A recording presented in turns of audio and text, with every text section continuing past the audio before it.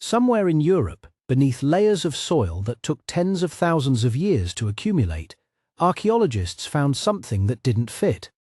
Not in a small, easily explained way, but in a way that forced researchers to go back to the beginning and ask whether the story they had been telling about the first Europeans was fundamentally incomplete. For decades, the academic world operated with a reasonably confident picture of when and how modern humans first established themselves across the European continent. The dates were argued over, refined, and debated at conferences, but the rough boundaries held. Then a site emerged, with evidence attached to it that pushed beyond those boundaries in ways that were difficult to dismiss and even harder to immediately explain. The central question wasn't just about a single location. It was about what that location implied. If humans were present earlier than the accepted models predicted, then the entire sequence of migration, adaptation, and settlement across the continent needed to be re-examined. The first Europeans weren't simply walking into empty terrain and setting up camp. They were navigating ice ages, shifting landscapes, megafauna, and climates that could turn hostile with very little warning. Understanding when they arrived shapes everything we think we know about how they survived, and ultimately how they became us. Dating a settlement might sound like a technical footnote, a matter for specialists to sort out in laboratories, but the date attached to a place is really the date attached to a capability. It tells you what those people could do, where they had already been, what knowledge they were carrying with them, and how far back the chain of human movement and ingenuity actually reaches. Push that date earlier, and you push the entire story of human resilience further into the past. You raise new questions about who taught whom, which routes were traveled first, and whether the populations we thought arrived late might have had predecessors we haven't fully accounted for. What makes this particular case so compelling and so contentious is that the evidence didn't arrive as a single dramatic headline. It accumulated. Fragments of it had been sitting in collections and field notes, sometimes for years, waiting for better technology, sharper questions, or simply a researcher willing to look at familiar material from an unfamiliar angle. When the pieces began to come together, the implications unsettled people who had spent careers building the framework that was now being challenged. There were those who embraced the new findings, who saw in them confirmation of a suspicion that the European record was always older and more complex than the dominant models acknowledged. And there were those who pushed back, hard, questioning the methodology, the context, the chain of interpretation that led from raw evidence to a revised date. That tension between an established timeline and a discovery that refuses to stay within it is exactly where the most interesting history tends to live. The broader implications reach beyond academic argument. If Europe's oldest known settlement is genuinely older than anyone expected, it changes the conversation about human migration out of Africa, about the pathways taken across continents, about the relationship between early modern humans and the other hominin populations they encountered along the way. It raises the possibility that Europe was not the last major destination in a long journey, but a place that was reached, perhaps abandoned, perhaps reached again, with a chronology far more complicated than a single clean arrival date suggests. None of those questions get resolved here, in the opening moments of this story. They get opened, because that's what this discovery did. It didn't close a chapter, it reopened one that many people believed had already been written. So before we get into the specific evidence, the dating techniques, the tools and structures pulled from the ground, and the fierce debates that followed, it's worth establishing one thing clearly. The site at the center of this story didn't just add a footnote to European prehistory. It may have rewritten the first line entirely. And that story starts with understanding what we thought we knew and why one discovery made us question all of it. Before evaluating any claim about Europe's oldest settlement, it's worth pausing on a word that sounds straightforward but turns out to be surprisingly complicated: settlement. In everyday language, a settlement is simply a place where people lived. But in archaeology, the word carries a specific weight, and that weight matters enormously when someone is about to tell you that humans were somewhere earlier than the accepted record allows. Archaeologists draw careful distinctions between several types of sites, and collapsing those distinctions is one of the fastest ways to misread the past. The most basic unit of human presence is what's called an isolated find spot, a single artifact, perhaps a shaped stone tool, found in sediment with no surrounding context. It tells you that a human being was once near that location. It does not tell you they stayed, returned, built anything, or belonged to a community with a fixed relationship to that place. Isolated find spots are genuinely valuable, but they're also inherently limited. A traveller passing through leaves traces, that's not the same as calling somewhere home. A step up from that is a campsite or short-term occupation layer. These tend to show evidence of repeated but temporary use, fire remnants, broken tools, food waste from butchered animals. A campsite tells you that people return to a location, possibly seasonally, possibly because it offered reliable resources. But even a campsite used across many generations isn't necessarily a settlement in the formal sense. Nomadic and semi-nomadic populations leave campsites across enormous territories without any single location qualifying as a permanent or semi-permanent habitation zone. The evidence of fire and butchery is meaningful, but it's not the same as the evidence of a place that was deliberately organized, maintained, and returned to as a functional base. Then there are cave sites, which represent a special category that has historically dominated the European prehistoric record. Caves are natural shelters, and early humans used them extensively for sleeping, for weathering harsh conditions, for ritual activity that we often interpret only partially. Cave sites preserve remarkably well because the geological environment limits the processes that normally destroy organic material. That's why so much of what we know about early Europeans comes from cave contexts. But caves also complicate the question of what constitutes a settlement. A cave used for one winter is different from a cave returned to across thousands of years. And the layered stratigraphy inside caves, where different occupation periods stack on top of each other like pages in a compressed book, makes it genuinely difficult to isolate exactly what happened when and whether any given layer represents habitation, brief refuge, or something else entirely. What archaeologists are really looking for when they use the word settlement is evidence of structured habitation. That phrase carries a lot of meaning. Structured habitation implies intentionality, the arrangement of space in a way that reflects planning and repeated use.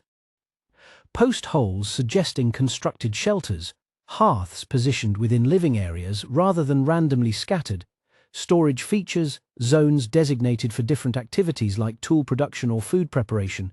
These are the signatures of a place that functioned as more than a temporary stop. When you find these features together, in a coherent spatial pattern, with consistent evidence of the same activities across multiple episodes of use, you're looking at something qualitatively different from a campsite or a find spot. This brings us to the question of what oldest actually means in this context, because it turns out that word is almost as complicated as settlement. There are at least 3 different things researchers might mean when they say a site is the oldest in a region. The first is the earliest date, the moment in time when humans were first demonstrably present and active at that location. The second is the longest continuity, a site that may not have the earliest start date, but shows unbroken or near unbroken evidence of occupation stretching across an extraordinary span of time. The third, and perhaps most rigorous, is the earliest accepted evidence of structured habitation, meaning not just presence, but organized intentional use of space that meets the professional standard for what habitation actually looks like. These 3 measures don't always point to the same site, and they don't always agree with each other. A location might have a very early date attached to a handful of stone tools, but if those tools were found without structural context, without evidence of fire use or food processing nearby, many researchers will hesitate to call it a settlement in the full sense. Conversely, a site with somewhat later initial dates might qualify more decisively as a settlement, because the evidence of structured habitation is simply overwhelming. Age alone doesn't settle the argument. Context is everything. There's also the question of what kind of human left the evidence. Europe's prehistoric record includes traces of multiple hominin populations: Neanderthals, Denisovans in adjacent regions, and eventually anatomically modern humans, Homo sapiens, who eventually became the dominant presence across the continent. When researchers debate Europe's oldest settlement, they are often specifically asking about the oldest evidence of anatomically modern human habitation, because that question connects directly to the larger narrative of human migration out of Africa and the timing of our species' spread across the planet. Sites associated with Neanderthals, which extend much further back in time, are sometimes treated as a separate category in these discussions, not because Neanderthal occupation is less significant, but because the questions being asked are different ones. Before a major chronological claim enters the academic mainstream and begins reshaping textbooks, it has to clear several significant methodological bars. The physical context of any artifacts or structural remains needs to be carefully documented. Where exactly were they found? In what sediment layer? With what other materials nearby? Stratigraphic integrity is essential. An artifact found in a disturbed deposit, where materials from different time periods have been mixed by erosion, animal burrowing, or human activity, can't be reliably dated to its apparent layer. The physical relationship between what was found and the sediment it came from has to be secure. The dating methods themselves need to be appropriate for the material and transparent in their application. Radiocarbon dating works well within its effective range, but it has limits and requires organic material to function.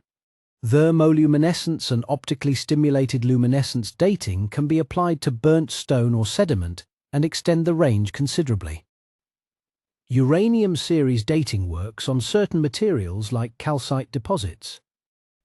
Each method has its strengths and its potential error sources, and researchers making extraordinary claims are expected to use multiple methods, compare the results, and account for any discrepancies honestly. A single date from a single method is a starting point, not a conclusion. Peer review and independent replication are the final filters.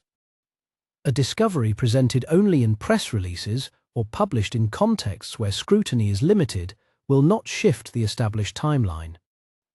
The scholarly community expects to examine raw data, question assumptions, and test conclusions against alternative interpretations.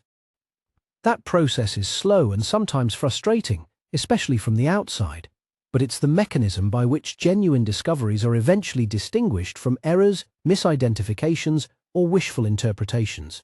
Understanding all of this is not a distraction from the main story. It's the foundation without which the main story can't be properly evaluated. When someone tells you that a site is Europe's oldest settlement, the natural and correct response is to ask, oldest by which measure? Is this a find spot, a campsite, or a structured habitation zone?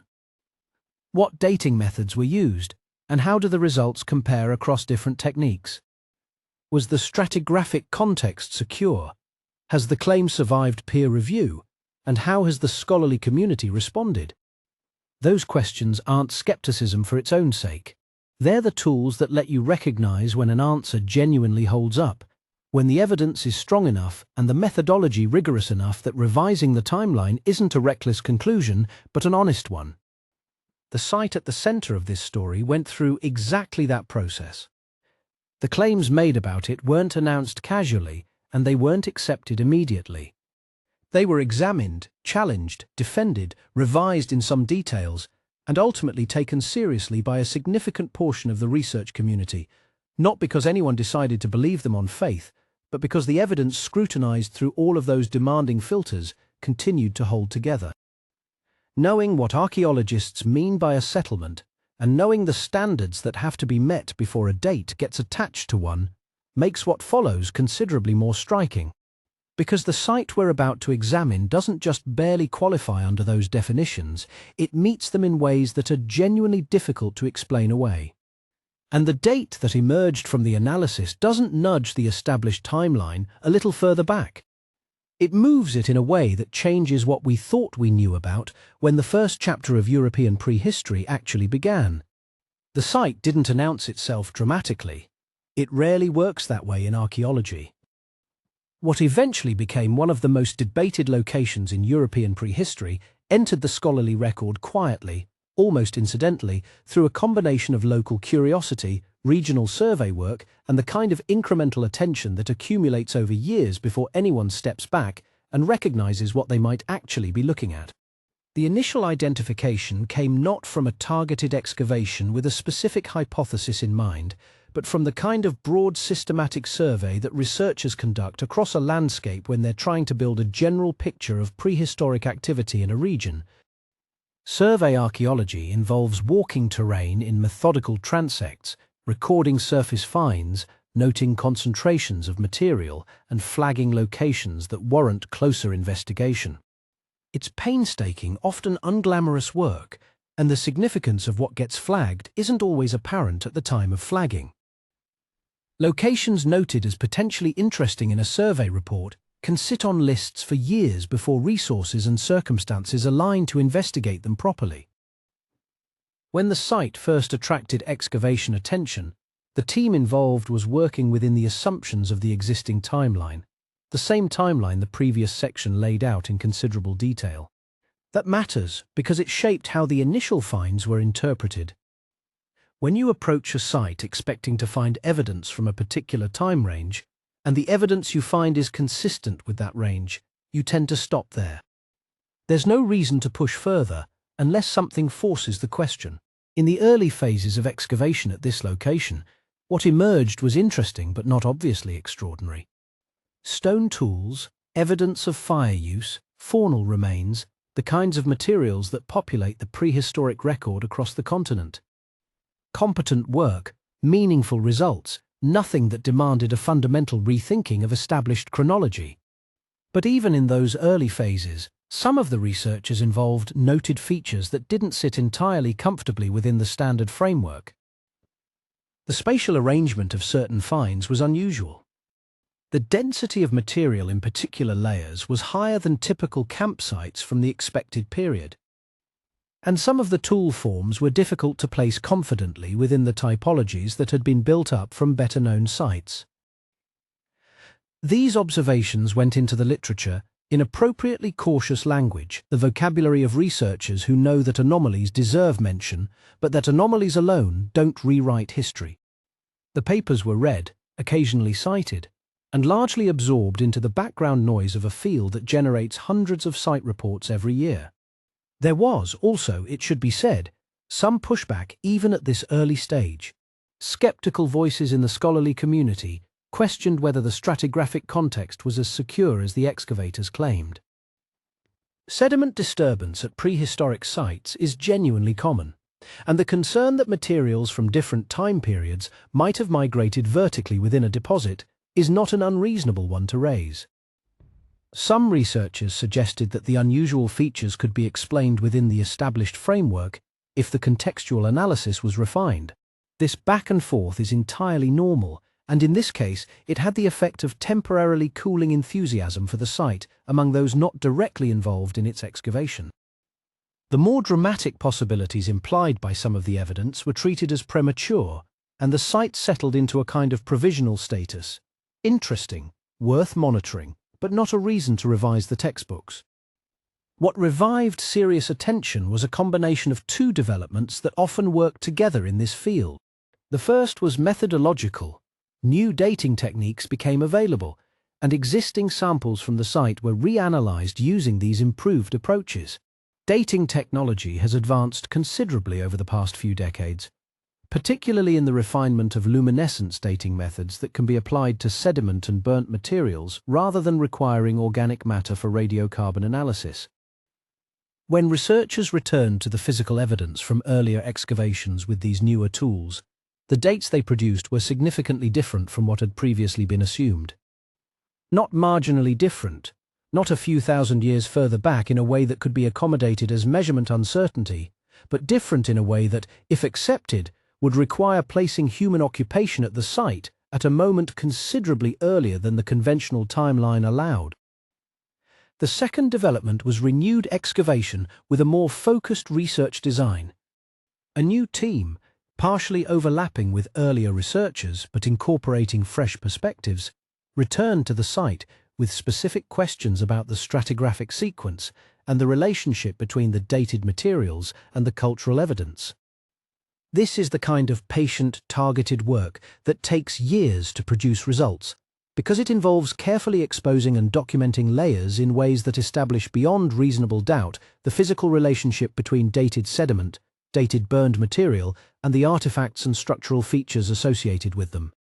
The goal was to answer the skeptics directly, to demonstrate not just that old dates could be produced, but that those dates corresponded to genuine, well-contextualized evidence of human activity. The moment that began shifting the conversation happened when the new dating results and the new stratigraphic analysis were brought together and compared. Researchers found that multiple independent dating approaches were converging on a similar age range, an age range that placed the earliest occupation layers well beyond where the consensus had drawn the line. Crucially, the structural evidence in those layers was not ambiguous. This was not a scatter of isolated tools in disturbed sediment. There were features that implied organized use of space, the kind of evidence that, as the previous section established, archaeologists use to distinguish genuine habitation from passing presence. The team was appropriately careful about how they communicated these findings. The initial publications did not use the language of definitive proof. They presented the dating results with full methodological transparency, acknowledged the potential sources of error, and laid out the stratigraphic argument in enough detail for specialists to evaluate independently. But the implication was clear to anyone reading carefully. If the dates held up, and if the contextual analysis was accepted, the site represented evidence of human settlement at a point in time that didn't fit neatly into what the field had been working with. Reactions in the scholarly community varied in the ways reactions to major claims typically do. Some researchers engaged immediately and constructively, seeing in the published evidence a credible challenge to assumptions they had already found somewhat uncomfortable given accumulating evidence from other sites across the region. Others were more cautious, raising methodological questions about specific aspects of the dating analysis and requesting access to raw data for independent evaluation. A smaller number were openly dismissive, arguing that the existing timeline was too well established across too many sites to be overturned by a single location, however carefully documented.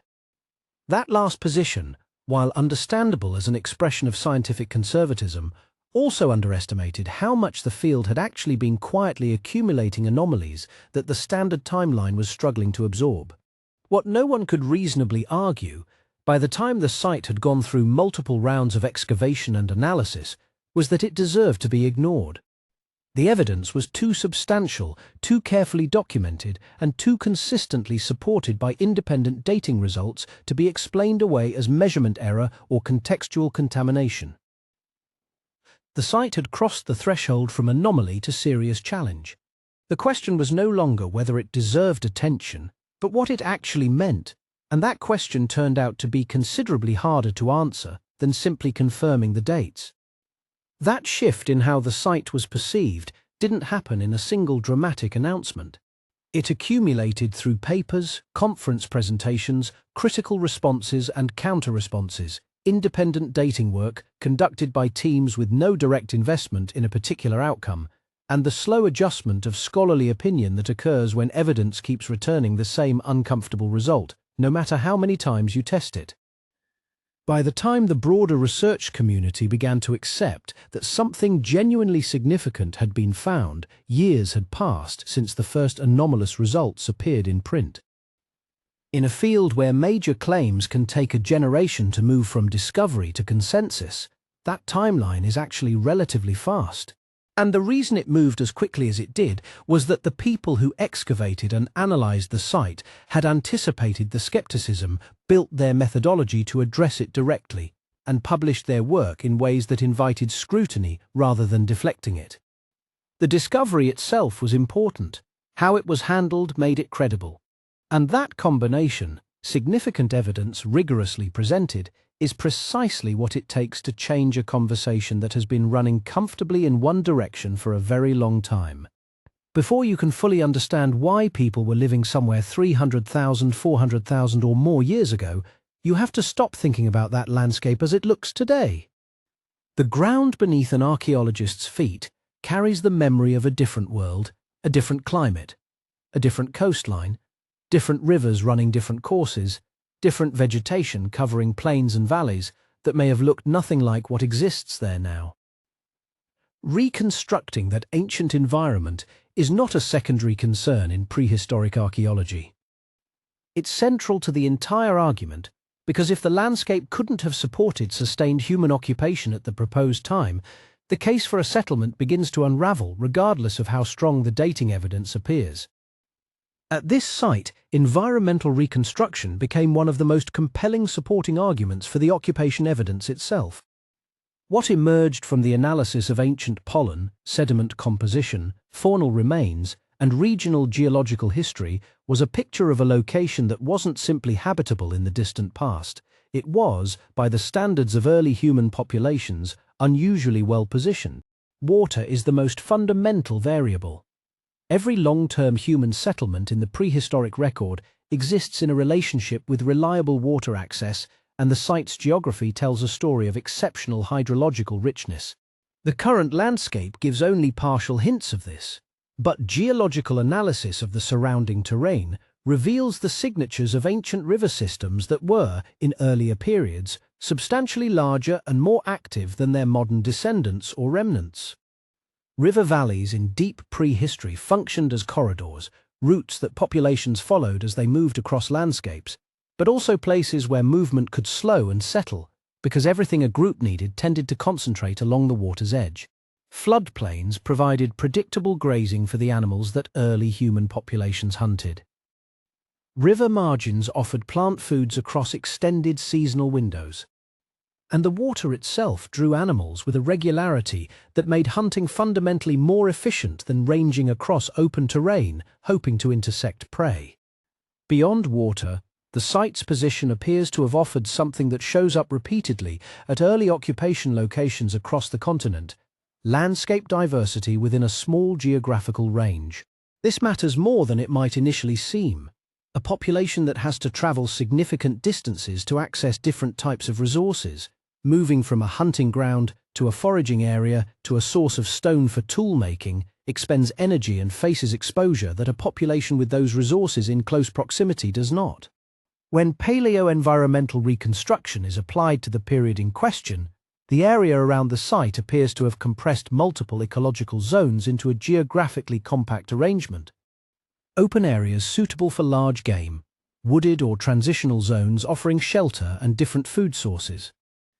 And the geological evidence suggests that raw material for stone tool production was locally or near locally available, which removes one of the logistical challenges that would otherwise have pushed populations toward different locations. The climate context deserves particular attention because it complicates assumptions that are sometimes made about Europe's deep prehistory. There's a tendency in popular accounts to imagine early human presence in Europe as a story of cold, harsh conditions, the image of Ice Age survival that has become something of a default setting for how we think about prehistoric life on the continent.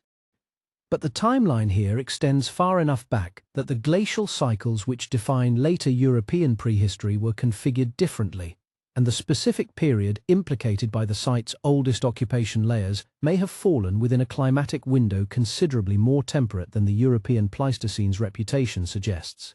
Proxy data from the region, pollen sequences, isotope analysis from cave deposits, and records from sites in comparable geographical positions point toward conditions that would have supported a productive and varied ecosystem. Winters existed, seasonal variation existed, but the extremes that define later glacial periods appear to have been substantially moderated during the intervals most relevant to the earliest occupation at this location. What this means in practical terms is that the landscape early settlers found here was not a marginal environment requiring extraordinary resilience. It was, relatively speaking, generous. That generosity helps explain something that the archaeological record at the site implies but that is sometimes underappreciated in the coverage of the discovery. This doesn't look like a place people passed through once. The evidence across multiple occupation layers, the spatial organization of the site, and the depth of accumulated material all suggest a location that was returned to, possibly repeatedly over long spans of time, by populations that recognized its advantages and oriented their movements around it. This pattern, what archaeologists sometimes call persistent place use, is not random. It reflects something real about the landscape itself. When a location consistently offers what a mobile population needs, the territory surrounding it gets incorporated into seasonal or generational movement patterns. Groups come back not because they happen to wander past, but because the place has become encoded in their knowledge of the landscape as somewhere reliable. The site's topographical position may have contributed to this as well. There are features in the surrounding terrain that would have provided natural shelter and visibility, the ability to monitor approaching animals or approaching threats from elevated ground, while remaining accessible to the resource zones below. This combination of defensibility and access is something that shows up at favored locations across the prehistoric record, across vast spans of time and geography, because it reflects something consistent about how early human populations evaluated and chose their environments. One of the more striking aspects of the environmental analysis concerns what ancient coastlines and drainage patterns reveal about the broader regional context. In periods of lower sea levels, and sea levels have fluctuated dramatically across the timescales relevant to this site, areas that are now submerged or transformed were exposed land and river systems drained across geographies that no longer exist in their original form. This means that the site's position relative to the broader landscape of early human movement may have been quite different from what its current location implies. Routes that seem indirect or isolated today may have been direct and well connected in the period of earliest occupation. The site might have sat at a junction point in a movement network that has since been obscured by geological change, and that possibility has implications for how we think about who was using it and where they were coming from. Environmental reconstruction is, it should be said, an exercise in informed inference rather than certainty. The further back you reach, the thinner the proxy record becomes, and the more interpretive work is required to translate fragmentary evidence into a coherent picture of an ancient landscape. Researchers working on the site's environmental context have been appropriately cautious about over-specifying conditions that the evidence supports only in general terms. What they can say with reasonable confidence is that the site sat in a landscape that was not inhospitable, that offered the resources most critical to sustained occupation, and that had geographical characteristics consistent with the kind of place early human populations repeatedly chose when they had choices available. That last point matters as a check on the occupation evidence itself. If the landscape reconstruction had produced a picture of a marginal resource-poor environment, unlikely to support long-term habitation, the dating results and archaeological features would face an additional layer of skepticism, a plausibility problem sitting alongside the methodological questions. Instead, what the environmental analysis provides is a kind of corroboration. This was exactly the sort of place where, given everything we know about early human behavior and site selection, you would expect to find evidence of sustained occupation. The landscape doesn't prove the settlement, but it makes the settlement make sense, and in a field where multiple lines of independent evidence have to pull in the same direction before major claims gain traction, that coherence is not a minor contribution. It's part of how the case was built. The landscape reconstruction built the case for why someone would have lived here. But the question of when they lived here required a different set of tools entirely, and answering it turned out to be one of the most methodologically intensive aspects of the entire investigation.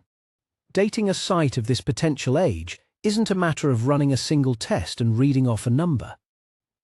It's a process of triangulation where multiple independent techniques are brought to bear on the same problem, their results compared and weighed against one another, and the chronology refined through an ongoing conversation between the evidence and the methods used to interrogate it. The starting point for any prehistoric excavation is stratigraphy, the study of layers. Sediment accumulates over time, and unless something has disturbed the sequence, deeper layers are older than shallower ones.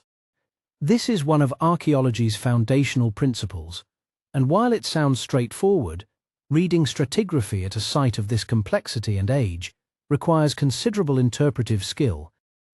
The layers at this site weren't deposited uniformly.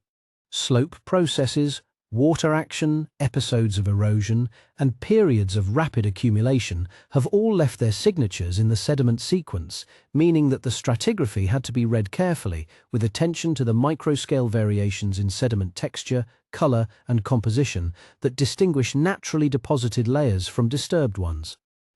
Establishing a clean stratigraphic sequence was the prerequisite for everything else, because the dating methods applied to the site only become meaningful when you know with confidence which layer each sample came from and how those layers relate to one another.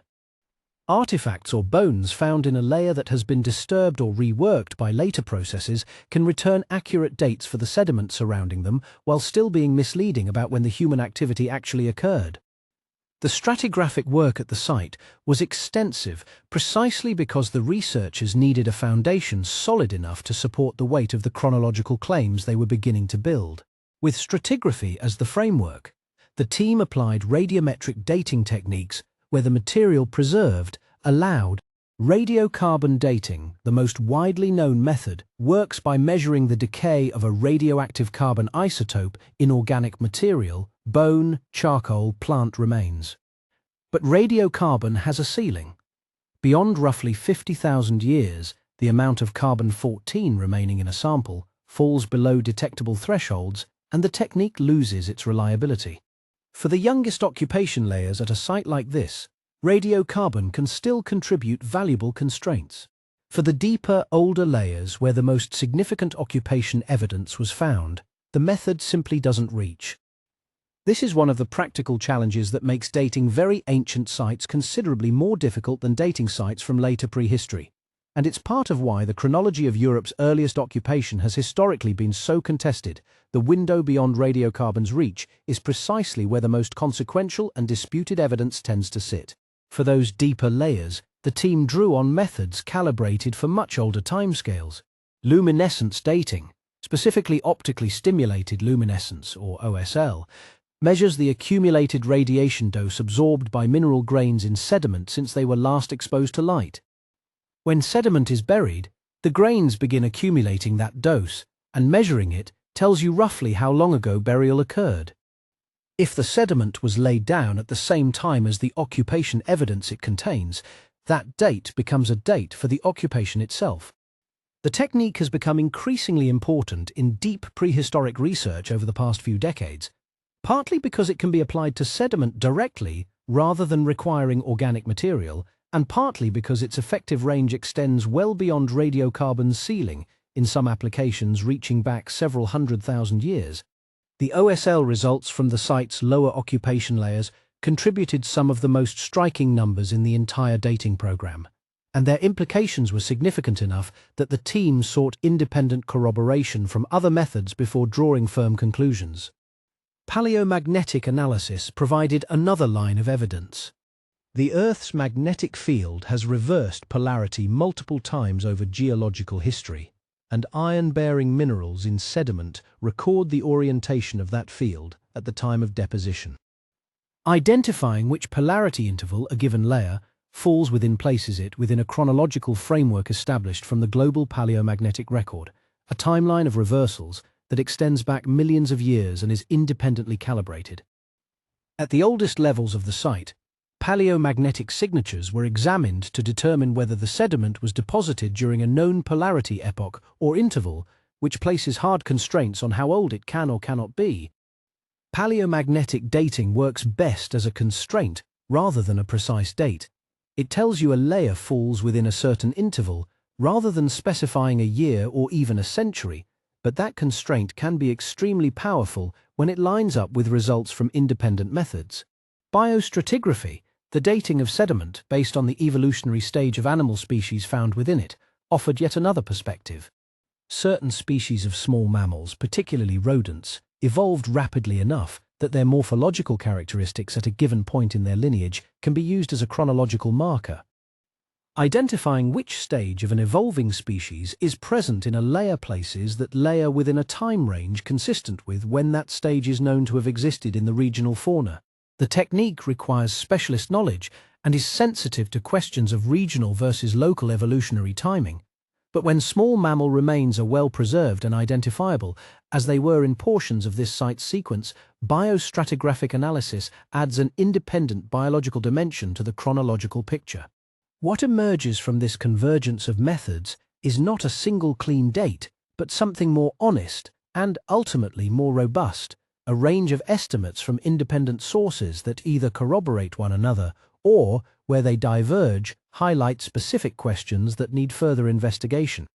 When OSL results, paleomagnetic constraints, and biostratigraphic indicators all point toward a similar time window, the confidence in that window increases significantly. No single method is immune to error. Luminescence dating can be affected by incomplete bleaching of grains before burial, paleomagnetic analysis can be complicated by sediment disturbance, and biostratigraphy depends on assumptions about evolutionary rates that carry their own uncertainties. But when methods with entirely different sources of error arrive at compatible conclusions, the probability that all of them are wrong in the same direction drops considerably. Margins of error deserve honest attention here. Dates reported for sites of this age routinely carry uncertainties of tens of thousands of years, and that is not a failure of methodology. It is a realistic representation of what the evidence can and cannot resolve. When a layer is dated to, say, 400,000 years ago with an uncertainty of plus or minus 30,000 years, that range is telling you something real about the precision the technique can achieve at that timescale with that material. It is not an invitation to assume the actual date is at the most convenient point in the range. The appropriate response is to take the full range seriously and to look for other evidence that might narrow it.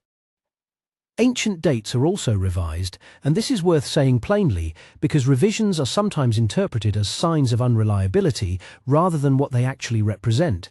The normal operation of science, improving its estimates as methods become more refined, additional samples are analyzed, and the stratigraphic context is better understood. The chronology of this site will almost certainly be refined further.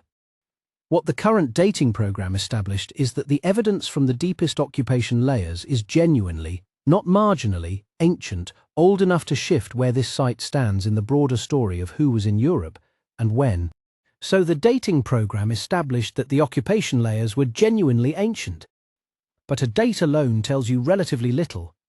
What gives a site its real meaning is what people left behind inside those layers. The objects they made, the features they constructed, the debris they accumulated in the course of living.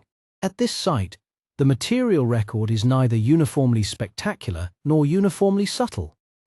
It is a collection of evidence that, when read carefully and in combination, begins to suggest something about how these people organized their time in this place and what they were actually doing here. The stone tools form the core of the artifact assemblage, as they almost always do for sites of this age. Organic materials, wood, bone implements, plant fibers rarely survive across hundreds of thousands of years, and when they do, their preservation is remarkable enough to make headlines. Stone endures when almost nothing else does, which is both a gift and a limitation for archaeologists trying to reconstruct behavior. What the lithic assemblage here shows is a consistent and deliberate approach to tool manufacture. The flakes are not random. They were struck from cores in ways that reflect an understanding of how stone fractures, how to prepare a platform before striking to control the shape of the resulting flake, and how to get usable edges from raw material that wasn't always ideal. Some pieces show signs of reuse, edges that had been worked down and then reworked again, squeezing additional utility from material that presumably took some effort to acquire or transport. That kind of economy with raw material is one of the behaviors archaeologists associate with planned, purposeful activity rather than opportunistic stopping. The specific technique represented in the assemblage places it within a broader technological tradition recognizable from other early European and Eurasian sites, though with local variations that reflect the particular raw materials available in the region and possibly a degree of independent problem-solving. What's absent from the assemblage is as informative as what's present. The tools are not elaborate. There are no finely shaped bifaces of the kind associated with later periods, no evidence of the kind of extended multi-step reduction sequences that characterize more recent technological traditions.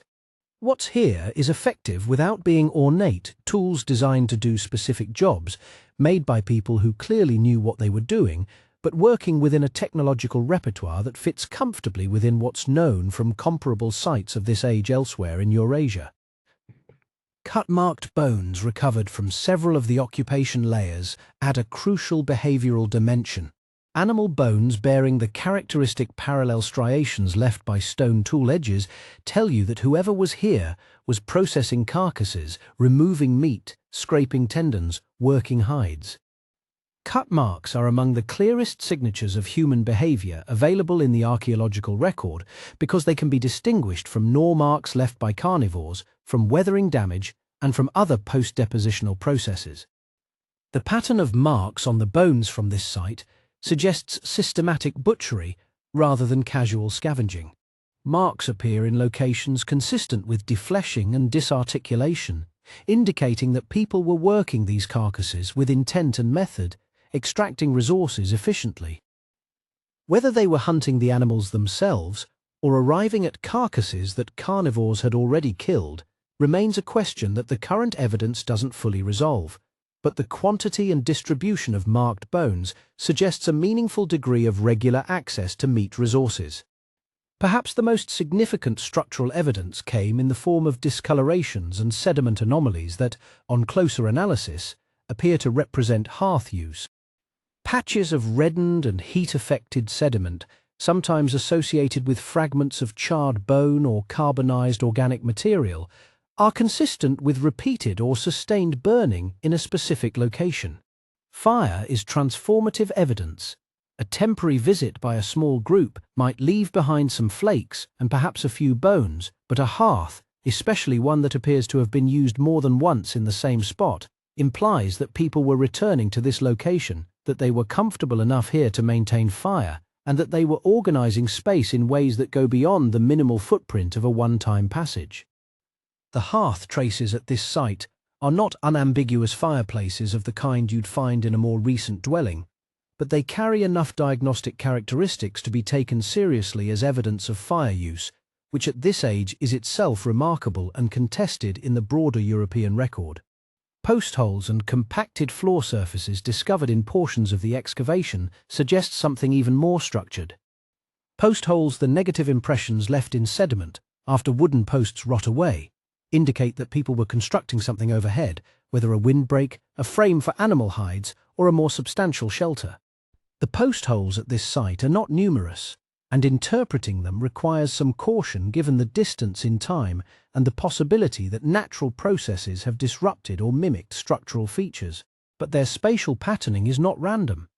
They cluster in ways consistent with a constructed boundary, something that defined an interior from an exterior, that organized the space in which people were living and working. Associated with the post-hole pattern are areas of compacted sediment that differ in texture and chemistry from the surrounding deposits, which archaeologists interpret as floor surfaces worn and beaten down by repeated use. Refuse material, animal bones, discarded flakes, the detritus of daily activity, concentrates within these bounded zones rather than being distributed evenly across the landscape, which is exactly the pattern you expect when people are living and working within an organized space and letting their waste accumulate in predictable locations around it. This combination of evidence is what distinguishes the site from a waypoint and pushes it towards something that deserves to be called a settlement, at least in a meaningful functional sense. Isolated finds of stone tools could indicate brief visits, a group passing through, stopping to nap a core, and then moving on. Bones alone could indicate that carnivores brought carcasses here, with humans playing only a secondary role. But when you find tools and cut-marked bones and hearth traces and what appear to be structural features and concentrated refuse, all within the same stratigraphic context, all telling a coherent story, the cumulative weight of that evidence is considerable. People were not just passing through, they were organizing this space for living, maintaining fire, processing food, constructing shelter, and returning here across what the density and distribution of material suggests was a meaningful period of time. The find that arguably generated the most attention, and that has drawn the most discussion in the years since was a small collection of bones bearing both cut marks and percussion marks, the latter being the impact damage left when bones are struck with a hammerstone to extract marrow. Marrow extraction is not a survival reflex. It requires planning, the right tools, and the deliberate decision to delay discarding a bone until you've gotten every available calorie from it. Finding that behavior represented here at this age in this location was one of those moments in the excavation where the distance between past and present seems to briefly collapse. These were people making calculated decisions about how to use their resources, thinking ahead in ways that feel immediately recognizable. None of what was found here is flashy in the way that painted cave walls or carved figurines are flashy. There are no objects here to put on a museum poster. But the real weight of a site like this lies not in its individual objects, but in what those objects, taken together, reveal about behavior. And what the material record here reveals is a group of people who were not wandering through the landscape in a daze. They were choosing their location, building shelter, managing fire, processing food efficiently, and treating this place as somewhere worth returning to. In the deep past, that is not a small thing. The tools they made, the fires they built, the bones they cracked open for marrow. All of that tells us something profound about what these people were doing. But it leaves open one of the most fundamental questions any prehistoric site can pose. Who exactly were they? Putting a name to the occupants of a site this old is rarely straightforward, and at this location, the question opens into some of the most genuinely contested territory in the study of human evolution in Europe. The answer depends heavily on chronology. The age of the site places it within a stretch of deep prehistory when Europe was not home to a single well-defined population, but was instead a contested, shifting landscape that different hominin groups moved through, competed within, and occasionally disappeared from altogether.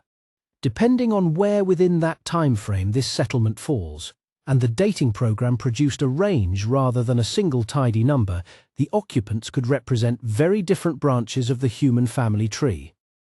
If the oldest occupation layers are taken at face value, the most likely candidates are not Neanderthals in the form we typically imagine them, but rather the populations that preceded and eventually gave rise to the classic Neanderthal lineage. These are sometimes grouped under the label Homo heidelbergensis, a classification that remains frustratingly imprecise in the literature. Heidelbergensis is, in many ways, a category of convenience, a name applied to a cluster of fossils from Europe and Africa that are too advanced to be Homo erectus, but too archaic to fit neatly into either the Neanderthal or modern human boxes. They occupied Europe across a broad window, roughly between 700,000 and 200,000 years ago, and they are currently the most widely cited candidates for producing sites of this type and this age. The behavioral profile fits, at least in broad strokes. Populations attributed to Heidelbergensis are associated with controlled fire use, systematic hunting, and the construction of basic shelters, all of which align with what the material record here suggests. The complication is that no hominin skeletal material has been recovered from the site itself, or at least none that has survived in identifiable form. Human remains are extraordinarily rare at sites of this age.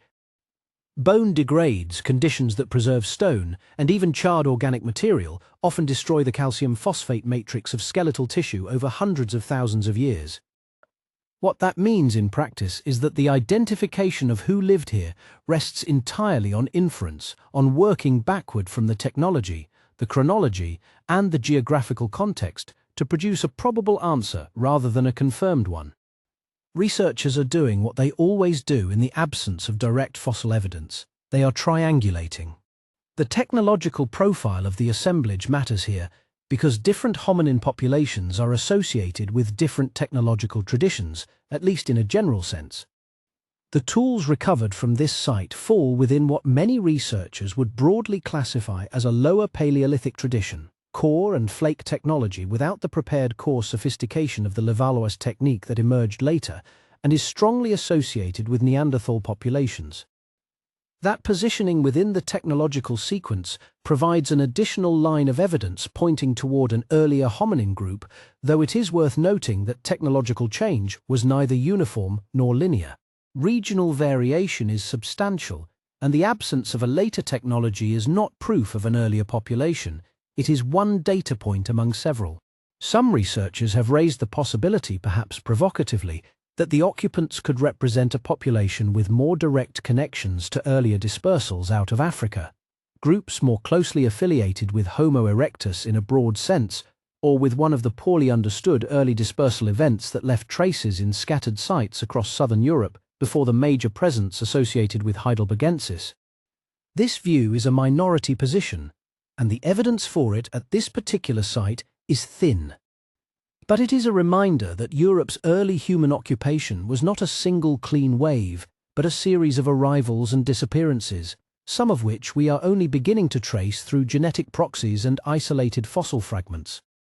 What is perhaps more interesting than the taxonomic debate is what the site implies about the cognitive and social capacities of whoever lived here. The behavioral evidence reviewed in the material record, systematic butchery, fire maintenance, apparent shelter construction, the deliberate extraction of marrow, requires a specific kind of mental architecture. It requires planning across time, the ability to anticipate future needs, and the social coordination to carry out complex tasks that benefit from multiple individuals working together. Butchering a large animal efficiently, for instance, is genuinely easier with several people involved. Maintaining a fire requires ongoing attention and cooperative responsibility. Building even a rudimentary shelter requires both a conceptual model of what you're trying to create and the coordination to execute it. None of this demands the full symbolic and linguistic complexity associated with anatomically modern humans. We should be cautious about projecting our own cognitive profile backward onto populations whose mental lives we cannot directly access. But it does suggest a level of forward planning and social cohesion that places these individuals firmly beyond the kind of stimulus-response behavioral model that older frameworks sometimes applied to archaic hominins. These were not automatons moving through the landscape on instinct. They were making decisions, evaluating options, and acting on the basis of something that functioned like strategy. The question of language is one that the archaeological record cannot answer directly, and it would be misleading to claim otherwise. The neural and anatomical structures that underpin language leave traces in the fossil record: the hyoid bone, the shape of the basic ranium, the organization of the brain case, but without hominin remains from the site. Those proxies are unavailable. What can be said is that the level of coordination implied by the behavioral evidence is consistent with at least a sophisticated gestural and vocal communication system, even if it fell short of the recursive, syntactically structured language that characterizes modern human communication. That is not a trivial capacity. There is also the matter of what it means that these people were here at all. The geographical position of the site, within a region that would have required a substantial commitment to reach from the core areas of earlier hominin dispersal, implies that whoever arrived here was capable of sustained movement through unfamiliar territory, of reading landscapes for resources and hazards, and of making decisions about where to stop and commit to a location. The choice of this particular spot, with whatever advantages it offered in terms of shelter, access to water, and proximity to game, suggests a population that was actively evaluating its environment rather than simply drifting through it. That capacity for deliberate environmental assessment, combined with the evidence for shelter, fire, and organized food processing, paints a picture of early Europeans who were considerably more cognitively complex than earlier models of archaic hominin behavior often allowed. The identity question, Heidelbergensis, pre-Neanderthal, a population without a settled taxonomic home, remains genuinely open. But in some ways, the identity label matters less than what the site demonstrates about what these people could do. Whatever we end up calling them, they were capable of making a place for themselves at the edge of the inhabited world, and they left behind enough evidence to make that fact unmistakable across an almost incomprehensible span of time. Making a place for themselves was one thing. Staying alive long enough to matter was another entirely. The individuals who occupied this settlement were not experiencing prehistory in the abstract. They were waking up each morning in a world with no margin for serious error, no fallback systems, no accumulated body of written knowledge to draw on. Every day involved a set of decisions: where to look for food, how far to range, when to stay close to camp, that could, in the wrong combination, end in starvation, predation, or exposure. Understanding how they managed that daily calculus is one of the more compelling puzzles the site opens up, and while the material record cannot give us a moment-by-moment account of their lives, it offers enough fragments to attempt a reconstruction. Food was the central organizing problem. At a site of this age, and in a European landscape of this period, the options were genuinely varied, but none of them were easy. Large game was almost certainly a significant resource, given the faunal remains associated with the occupation layers. Europe at this time supported megafauna populations that are difficult to fully imagine now, herds of aurochs, horse, red deer, rhinoceros, and various elephant relatives moving through landscapes that were structurally richer in animal biomass than anything surviving today. That abundance represented opportunity, but it also represented risk. Hunting animals of that size without the projectile technology that would emerge much later in prehistory required close engagement, which meant genuine physical danger. The most likely strategy was not the lone heroic hunt of popular imagination, but something more flexible and situationally responsive. The occupants of this site were probably combining active hunting with opportunistic scavenging, taking large carcasses when they encountered them, and competing with other predators for access.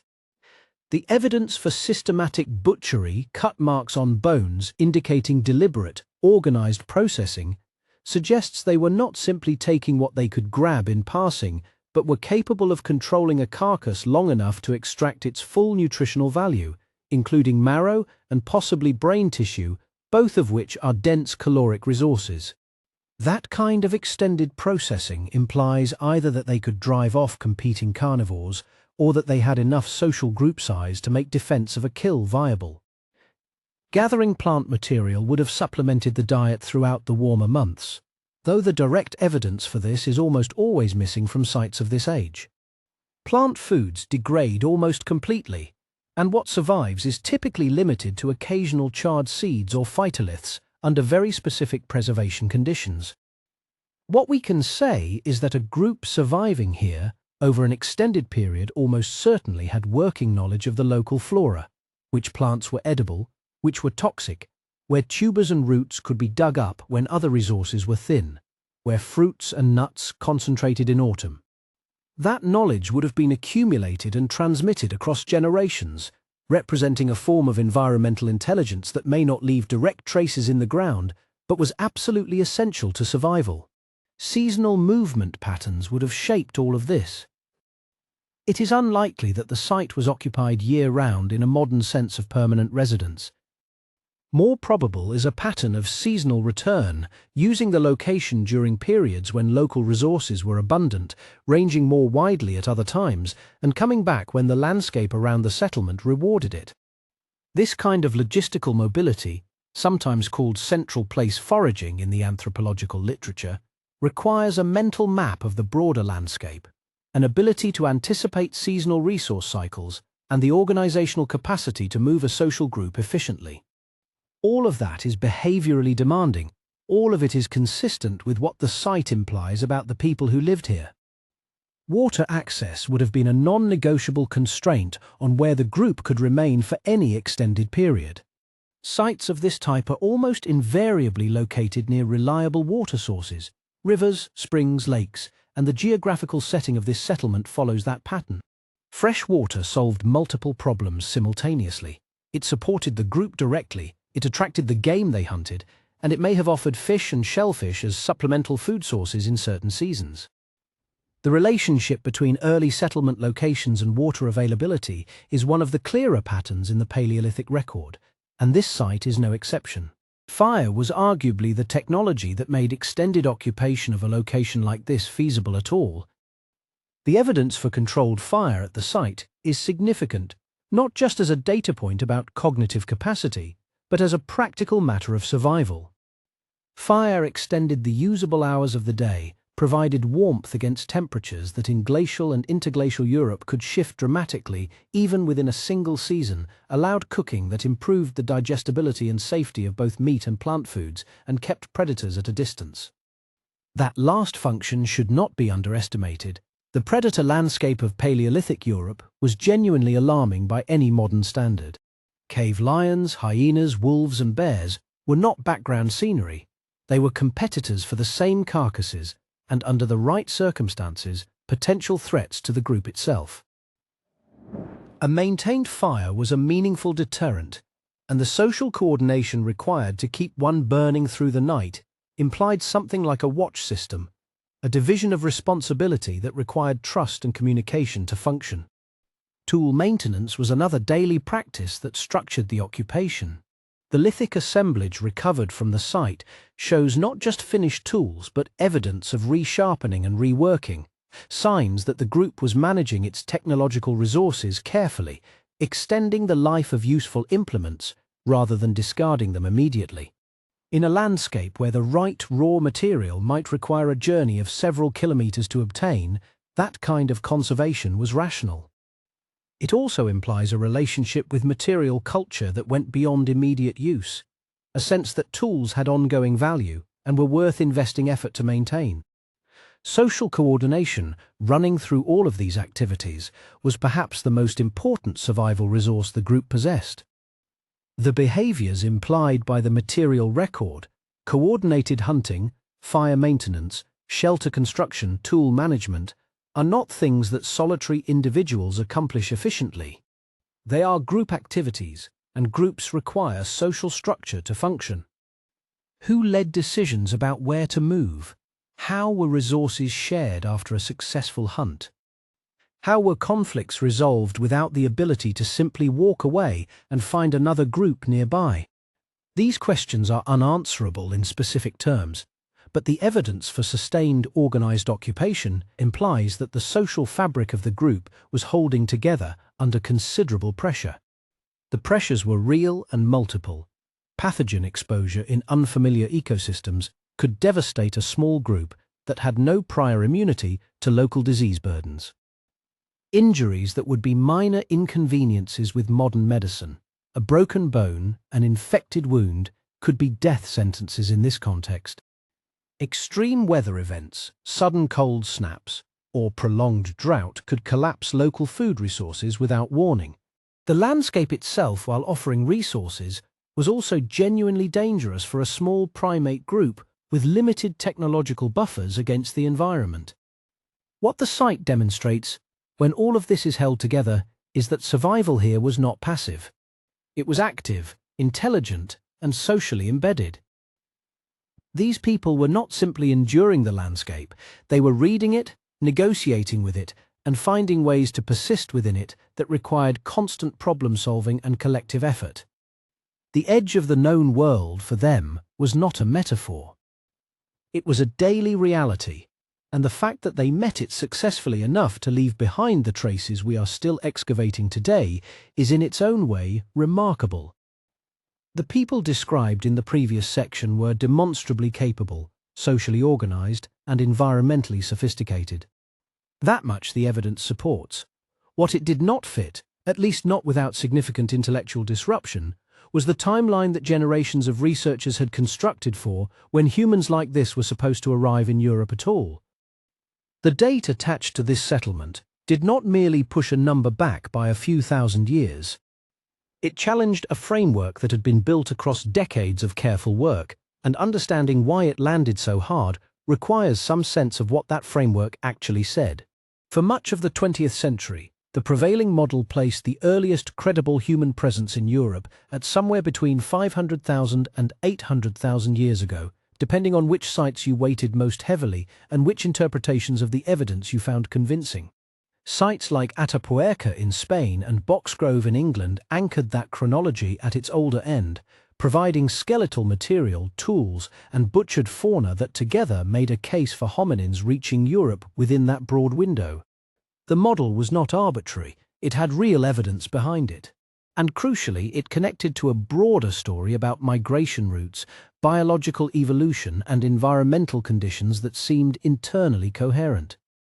Part of what made that story cohere was its relationship to climate. The expansion of hominins into new territories was understood to be gated, at least in part, by environmental windows, periods when temperature, vegetation cover, and the availability of game made previously hostile landscapes traversable and sustainable. Europe presents particular challenges in this regard. It is not a straightforwardly hospitable destination. Its climate fluctuates dramatically across glacial and interglacial cycles. Its northern and central regions were periodically locked under ice sheets that would have made occupation not merely difficult but impossible, and even during warmer intervals the landscape presented conditions that demanded considerable technological and behavioral flexibility to navigate.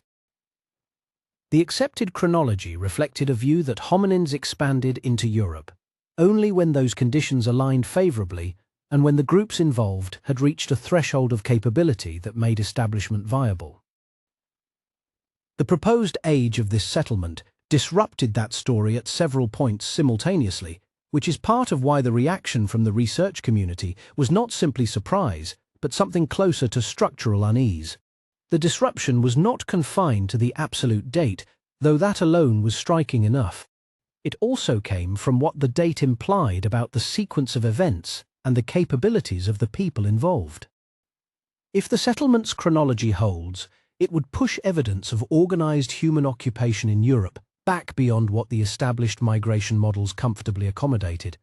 Depending on the specific figures involved and how conservatively you interpret the dating evidence, this could mean that hominins were present in Europe during a period when the dominant models suggested the environmental conditions were either marginal or the relevant populations had not yet reached this region.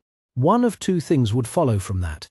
Either the climate window assumptions were wrong, or the migration routes that supposedly funneled populations into Europe operated earlier and differently than previously understood, or both.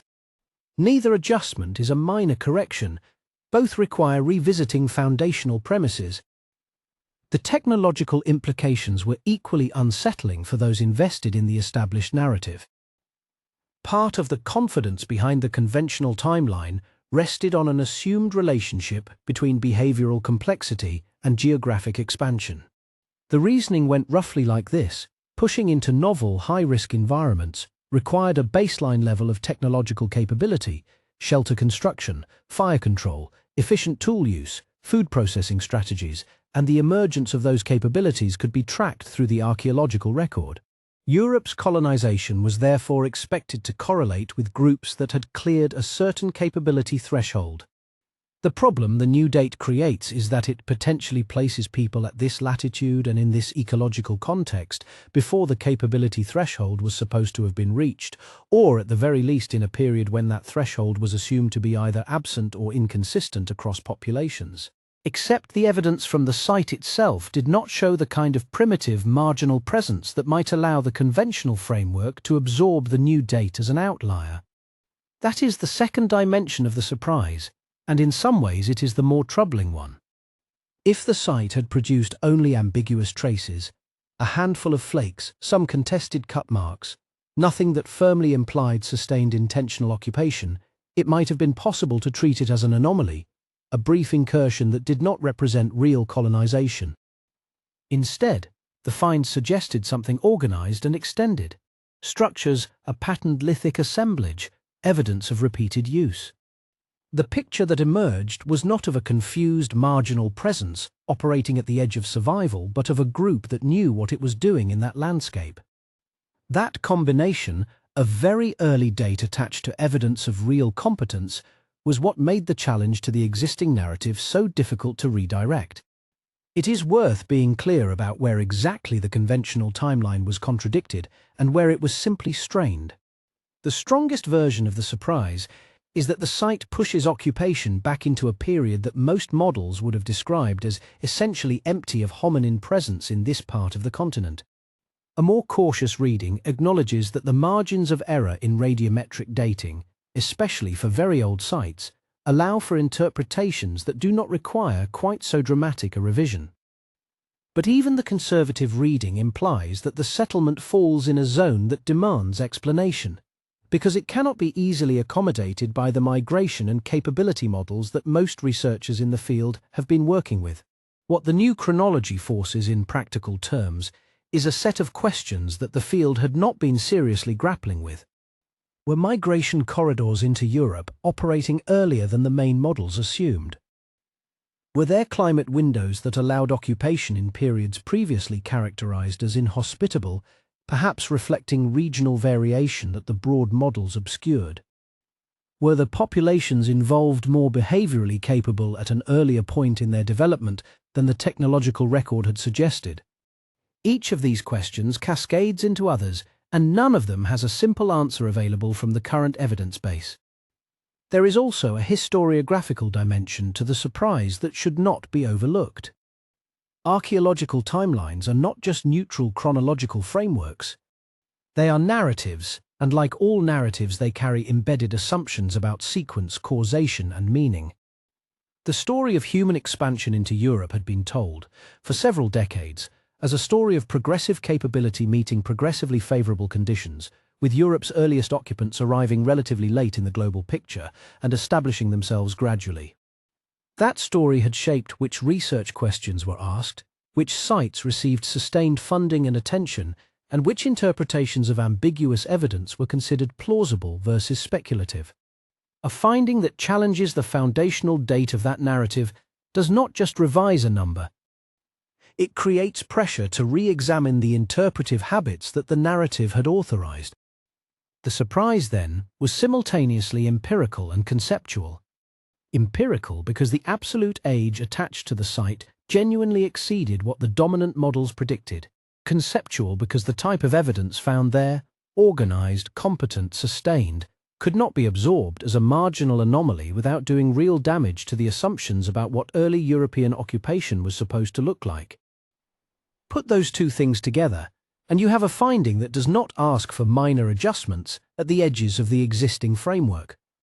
It asks for a more fundamental reconsideration of how the first chapter of European prehistory was written.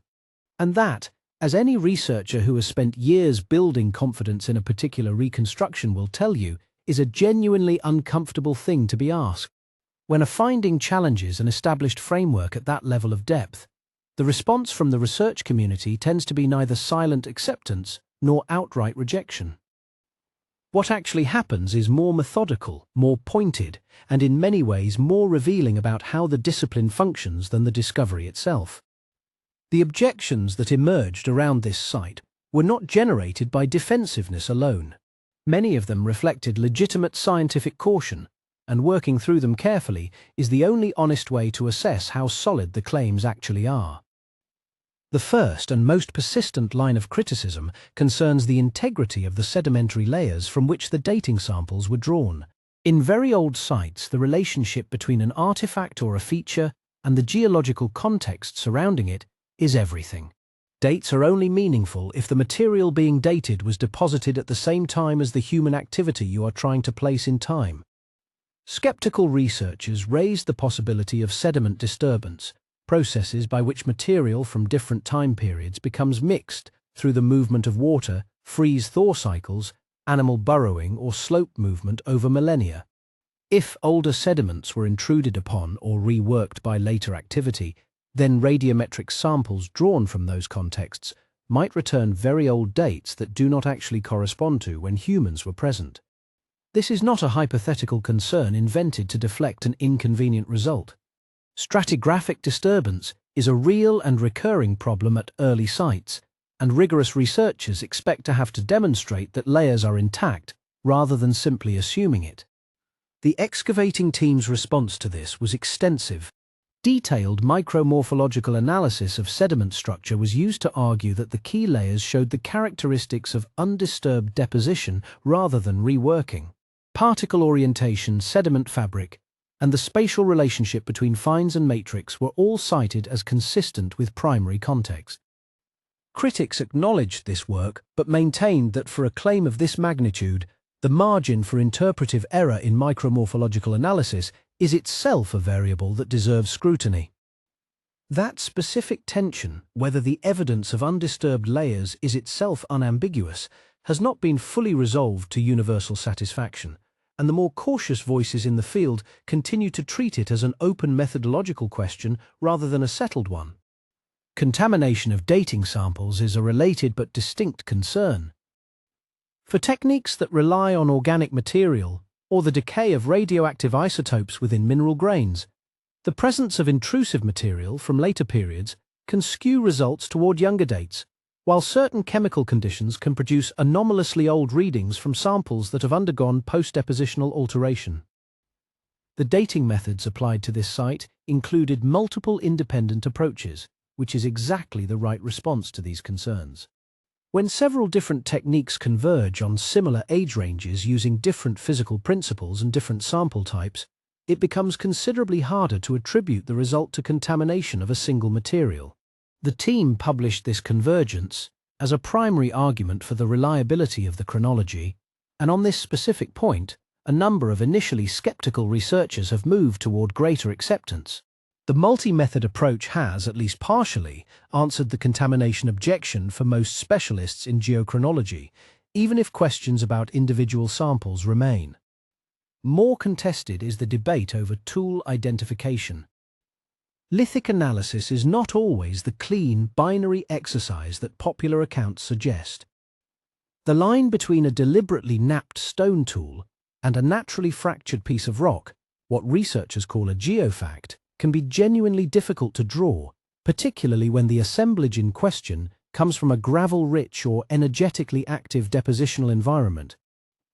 Some researchers reviewing the published lithic material argued that a subset of the pieces identified as tools fell below the threshold of confidence they would require to accept them as anthropogenic. The specific points of contention involved conchoidal fracture patterns, the presence or absence of platform preparation, and whether the overall assemblage showed the internal consistency that would indicate a learned, transmitted knapping tradition rather than random mechanical breakage. The excavation team responded by pointing to the larger assemblage as a whole. Individual pieces can be ambiguous, but when dozens or hundreds of items share technological features, consistent platform angles, recurrent flaking sequences, formal tool types appearing repeatedly, the probabilistic case for intentional manufacture becomes strong. Independent analysts who reviewed the full assemblage tended to find the majority of the collection credible as humanly made, even while acknowledging that the most marginal pieces remain debatable. This is an area where the scholarly community has reached something approaching working consensus. The core assemblage is accepted as genuine by most specialists, while the peripheral pieces remain subject to ongoing discussion. The interpretation of structural features generated perhaps the most pointed disagreement. Post holes, hearth scatters, and patterns in artifact distribution require inferential steps that different researchers take with varying degrees of willingness. Some critics argued that what was presented as evidence of constructed activity areas could reflect natural processes of bone and stone accumulation or the selective preservation and erosion patterns that shape what survives at any open-air site over hundreds of thousands of years. The accusation of overinterpretation, reading intentional spatial organization into patterns that have more parsimonious natural explanations, was directed most squarely at the structural claims. Here, the honest answer is that the debate has not been fully settled. The case for intentional structures rests on the combination of feature distribution, artifact patterning, and the argument that the specific configuration is statistically unlikely to arise from natural deposition alone. Critics maintain that the sample size of well-defined features is small enough that pattern recognition can outrun statistical reality, and that the inferential chain from physical evidence to behavioral interpretation involves assumptions that should be stated explicitly rather than built silently into the analysis. This is one area where the excavation team and their critics are still genuinely talking past each other to some extent, and where continued excavation, which would either replicate or fail to replicate the spatial patterns, is the most realistic path toward resolution. What makes this scholarly debate worth understanding in its own right is that it illustrates how archaeology actually processes a high-stakes claim. The process is not a simple vote between believers and skeptics. It is a layered conversation in which different specialists bring different competencies to different components of the evidence. Geochronologists assess the dating. Lithic specialists assess the tools. Sedimentologists assess the stratigraphy. Spatial analysts assess the feature distributions. Each of those conversations has its own internal structure, its own standards of evidence, and its own current state of resolution. The overall claim rests on how all of those sub-conversations are going simultaneously, and at this site, they are going differently from each other. Some of the original objections have been substantially answered. The multi-method dating convergence has moved most geochronologists toward cautious acceptance of the broad chronological range, even if precise figures remain debated. The core lithic assemblage has been accepted as anthropogenic by the majority of specialists who have reviewed it. The stratigraphic integrity evidence, while not universally satisfying, has been sufficient to shift opinion away from outright dismissal. Other objections remain genuinely alive. The interpretation of spatial features and structural evidence is still contested. The precise mapping of what the dates mean in relation to specific activity horizons rather than broad depositional units continues to be refined. And the larger interpretive question, what this settlement implies about migration chronologies and behavioral capabilities, is one that the physical evidence alone cannot resolve, because it requires theoretical commitments about how human expansion worked that researchers bring from different traditions and assess through different frameworks. That is where the field currently stands with this site. Not in consensus, not in dismissal, but in the productive and sometimes uncomfortable middle ground where important findings tend to live until enough additional evidence accumulates to tip the balance one way or the other. The debate over any single site only fully comes into focus when you place that site alongside what else exists, when you ask not just whether the evidence holds up internally, but how it fits within the broader landscape of what has been found, dated, and argued across an entire continent. And in Europe, that landscape is more complicated, more contested, and more surprising than any single textbook account tends to suggest. Europe has several locations that have at various points been put forward as candidates for very early human presence. The names that come up most often in specialist conversations include sites in Spain, in southern France, in Italy, and in the Balkans. Each of them has a different profile, different artifact types, different environmental settings, different histories of acceptance and skepticism within the research community. Placing the site under discussion alongside these others reveals something important, not just where this particular location fits in a ranking of dates, but how the whole pattern of early European occupation either coheres or fragments depending on how each piece of evidence is weighted. Among the most frequently cited early sites in Western Europe are locations in the Iberian Peninsula that have produced dates reaching back well over 1 million years, in some cases approaching the range of this settlement or even exceeding it in claimed antiquity. The material from these Spanish sites tends to be dominated by Mode 1 technologies, what is conventionally described as the Oldowan or Oldowan adjacent tradition, characterized by simple flakes, choppers, and cores, without the more elaborate shaping that marks later assemblages. The acceptance of these Spanish sites within the broader community has been substantial but not unconditional. Some researchers treat the oldest claimed dates from Iberia with the same methodological caution applied here, particularly where the dating relies heavily on paleomagnetic reversal sequences rather than direct radiometric measurement of associated organics. The environmental settings at these Iberian sites are also worth noting. Many are associated with river terrace systems, cave entrances, or coastal margin environments, locations where resources were predictable, where topographic features offered shelter, and where early hominins moving into unfamiliar territory might have found conditions that reduced the costs of exploration.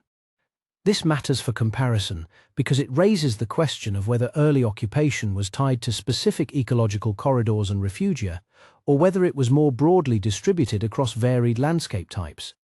The site being examined here has its own distinct environmental character, and the degree to which it matches or diverges from this pattern is informative.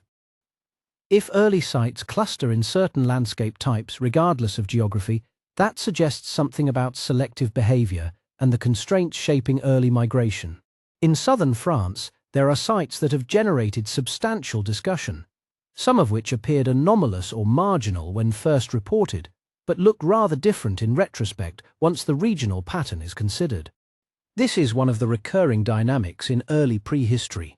A site that seems like an outlier in isolation becomes more comprehensible once neighboring sites are dated and described, and the outlier status gradually dissolves into evidence of a broader occupation pattern that was simply undersampled. Several French sites with early dates sat in interpretive limbo for years before the discovery and dating of additional regional sites gave context that made them legible. What had seemed like anomalous intrusions into an otherwise tidy chronology turned out to be hints of a denser, earlier occupation that the sampling density of archaeology had not yet captured. The Italian evidence adds another dimension.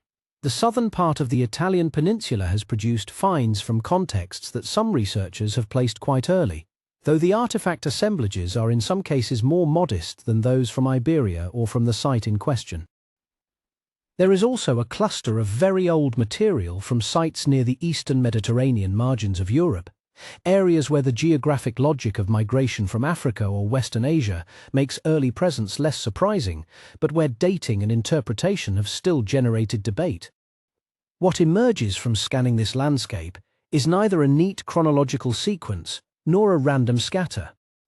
There is a pattern, however, imperfectly documented, of early presence in southern Europe, correlating with interglacial or interstadial periods when climatic conditions were more hospitable, and with locations that offered access to water, predictable plant and animal resources, and some degree of topographic shelter.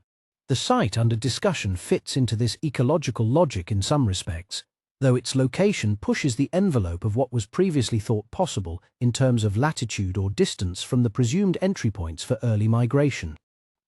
One of the more significant implications of how this site compares with its contemporaries or near contemporaries across Europe is the effect it has on how we read sites that were previously dismissed or deprioritized. When a new site receives broad acceptance for a very early date, it creates interpretive pressure on other sites that reported similar or slightly younger dates but were treated with skepticism at the time. Researchers who argued for early occupation at those sites suddenly have a stronger platform for revisiting the evidence. Skeptics who dismissed those earlier reports find themselves in a more difficult position. This cascading effect, where one well-documented site lends credibility to a cluster of previously marginal ones, is not unique to European prehistory. It appears repeatedly in the archaeology of other continents and other periods. The scientific conversation about early occupation is always built across a network of sites, not around any single location, and a new anchor point in that network changes the geometry of the whole structure. The question of whether this site represents an isolated episode of early occupation or part of a broader pattern is one that cannot be definitively answered yet, but the comparative evidence leans toward the latter. The geographic distribution of early sites in Europe, even accounting for sampling bias, the tendency to find sites where archaeologists have looked most intensively, suggests that early hominins were moving through the continent in ways that were not confined to a single narrow corridor or a single brief window in time. Multiple routes, multiple episodes, and perhaps a more sustained presence punctuated by local extinctions and recolonization events are all possibilities that the comparative record supports to varying degrees. What the comparison also reveals is how archaeological narratives are constructed and how they can be reconstructed. No single site writes the story. The story emerges from the intersection of many sites, each one contributing a piece of evidence that is only partially meaningful in isolation. Dates from one location calibrate the interpretation of dates from another. Artifact assemblages from geographically distant sites, when they share technological features, suggest either connected traditions or parallel responses to similar challenges. Environmental reconstructions at multiple sites, when overlaid on paleoclimate maps, begin to sketch the conditions that made early occupation possible or impossible at different times and places.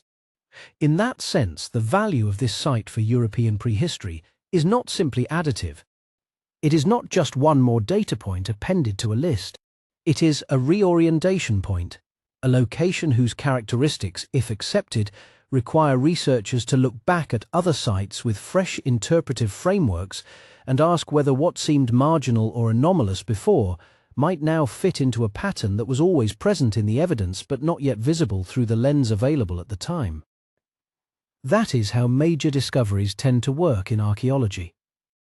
They do not replace the existing record, they change the questions you ask of it, and in doing so they change what you see.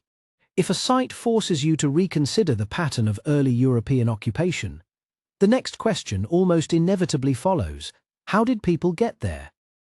Routes into Europe have been debated for as long as researchers have been trying to reconstruct the movement of early hominins out of Africa and across the ancient world. Those debates have never been fully resolved, and the emergence of a site that pushes the clock back further than most models anticipated does not simply confirm an existing route, it complicates the picture in ways that are genuinely productive for the field. The geography of plausible migration corridors into Europe has always been shaped by a combination of factors that changed significantly depending on when you're talking about.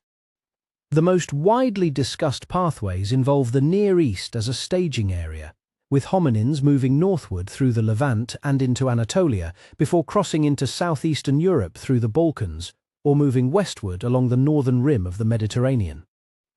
A separate corridor runs through North Africa and across to Iberia, a route that becomes more or less plausible depending on sea levels and the navigational capacities of whoever is crossing.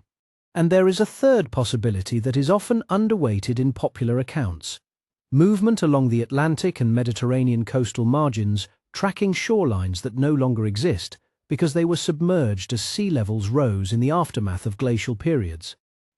Each of these corridors has advocates, and each has evidentiary problems.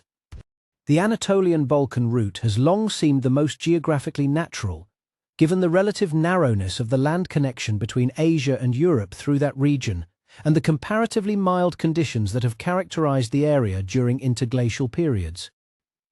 If early hominins were moving out of the Near East during warmer intervals when vegetation was dense and prey animals were abundant, the path through Anatolia and into the Balkans would have been accessible in a way that routes across more exposed terrain were not. Sites in the Balkans and the eastern Mediterranean fringe of Europe have provided some of the oldest dates for early occupation in the continent, which is broadly consistent with this model. But consistency with a model is not the same as confirmation of it, and the presence of early sites in Iberia, at the far western end of the continent, has always complicated the picture. If migration followed a single wave moving westward from the Balkans, you might expect to see a chronological gradient with the oldest dates in the east and progressively younger dates as you move west. The reality does not cleanly match this expectation. Some Western sites have dates that rival or challenge those from the east, which either suggests that migration was faster and more widespread than a gradual westward drift would imply, or that entry into Europe happened through multiple corridors more or less simultaneously, or that the chronological picture is still too incomplete to reveal its own structure. The role of climate in opening and closing these corridors cannot be overstated. Glacial periods dramatically reduced the habitability of northern and central Europe, compressing viable territory into southern refugia. During interglacials, conditions ameliorated and ecological corridors expanded, allowing populations to push into higher latitudes and less hospitable terrain. What this means for migration is that the movement of early hominins into Europe was almost certainly not a single continuous advance, but a series of expansions and contractions tied to the rhythms of climate. Populations may have entered during favorable windows, established themselves in certain areas, and then been reduced or eliminated during subsequent cold phases, only for the corridor to open again and allow a new wave of dispersal from outside, or a recolonization from within surviving southern populations. Sea levels add another layer of complexity. During glacial maxima, significant quantities of water were locked up in ice sheets, lowering sea levels and exposing land that is now submerged. Coastal corridors that are currently underwater would have been viable routes during these periods, and potentially highly productive ones, since coastal environments tend to concentrate resources in ways that interior landscapes do not. Early hominins tracking shorelines for shellfish, stranded marine mammals, and predictable freshwater sources could have moved considerable distances along routes that left no recoverable archaeological trace because those routes are now beneath the ocean. This is not a fringe hypothesis. It is a genuine methodological problem that researchers acknowledge when constructing maps of early migration. The most archaeologically legible routes may not be the ones that were actually most used. The site at the center of this discussion matters for these debates in a specific way. Its location and its date together constrain the range of plausible explanations for how people got there. If the site is as old as the evidence suggests, then whatever route brought hominins to that location was open earlier than most models predicted. That either means the Anatolian Balkan route was functioning earlier than previously demonstrated, or that one of the alternative corridors, Mediterranean coastal margins, North African connections, or some pathway not yet well characterized in the literature, was viable at that time. It also means that the expansion out of Africa, or out of the Near East as a secondary staging area, was moving on a faster or more flexible timeline than the conventional model assumed. The idea of repeated dispersals rather than a single founding migration has gained considerable traction in recent years, partly driven by genetic evidence and partly by accumulating archaeological finds that resist simple single-wave interpretations. Under this framework, early hominins entered Europe on multiple occasions by potentially different routes during different climatic windows. Some of these populations left descendants. Others went extinct locally without contributing to any later lineage. The archaeological record reflects this uneven process imperfectly, capturing only those episodes where the conditions for preservation happen to align with the conditions for occupation. What looks like isolated early sites scattered across the continent may actually be the surviving traces of a much denser and more complex pattern of movement and settlement. This is where local evidence connects to the wider map. A single site is an anchor point. Its date and its location help constrain the network of possible routes and timings that could plausibly account for its existence. When you place it alongside other early sites, the Spanish material, the Balkan sites, the Italian peninsula finds, and ask what combination of routes and dispersal events could account for all of them, the answer tends to point toward a more dynamic and episodic process than a simple linear narrative suggests. Early Europe was not a destination that hominins reached once and then occupied continuously. It appears to have been a frontier that was approached, penetrated, sometimes abandoned, and re-entered across enormous spans of time. What this site adds to that picture is pressure on the timeline at one end. If occupation was happening here at this date, then whatever ecological and geographic conditions made that occupation possible were already in place. The corridors were open, the climate was permissive enough, and the capacity to survive in that specific environment was already part of the behavioral repertoire of whoever arrived. That tells us something not just about Europe, but about the capabilities and range of early hominins at a specific moment in deep time. Migration routes are not just lines on a map. They are expressions of what a population could do, what distances it could cover, what environments it could exploit, what obstacles it could navigate or circumvent. Reconsidering those routes in light of this evidence means reconsidering those capabilities, and recognizing that the humans or near-humans who reached this place were already far more capable travelers than the old timeline gave them credit for being. When you push back the date of human presence in a place like this, you are not just moving a number on a timeline. You are saying something about what early people were actually capable of, and the distance between what was previously assumed and what the evidence now suggests is itself a kind of discovery. The fact that hominins were here this early, surviving in conditions that European environments are not known for making easy, implies a level of behavioral flexibility that the older models of cognitive and technological development did not fully account for. Adaptability is a word that gets used loosely in discussions of human evolution, but it has a specific meaning when applied to archaeological evidence. It is not simply the ability to survive. Many species survive in difficult conditions without demonstrating anything we would recognize as flexible problem-solving. Adaptability in the human sense means modifying behavior, technology, and social organization in response to novel environmental pressures, often faster than biological evolution could explain.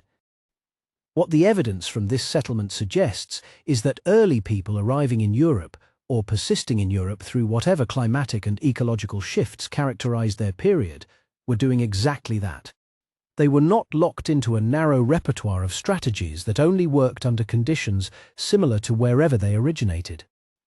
They were adjusting. Europe during the periods in question was not a gentle environment.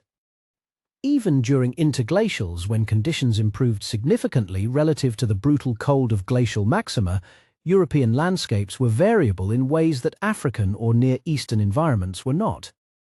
Seasonal swings were more pronounced. Resources that were abundant in one season could be scarce in another. Behavior, plant availability, and water access shifted across the year in patterns that required planning rather than simply reactive foraging.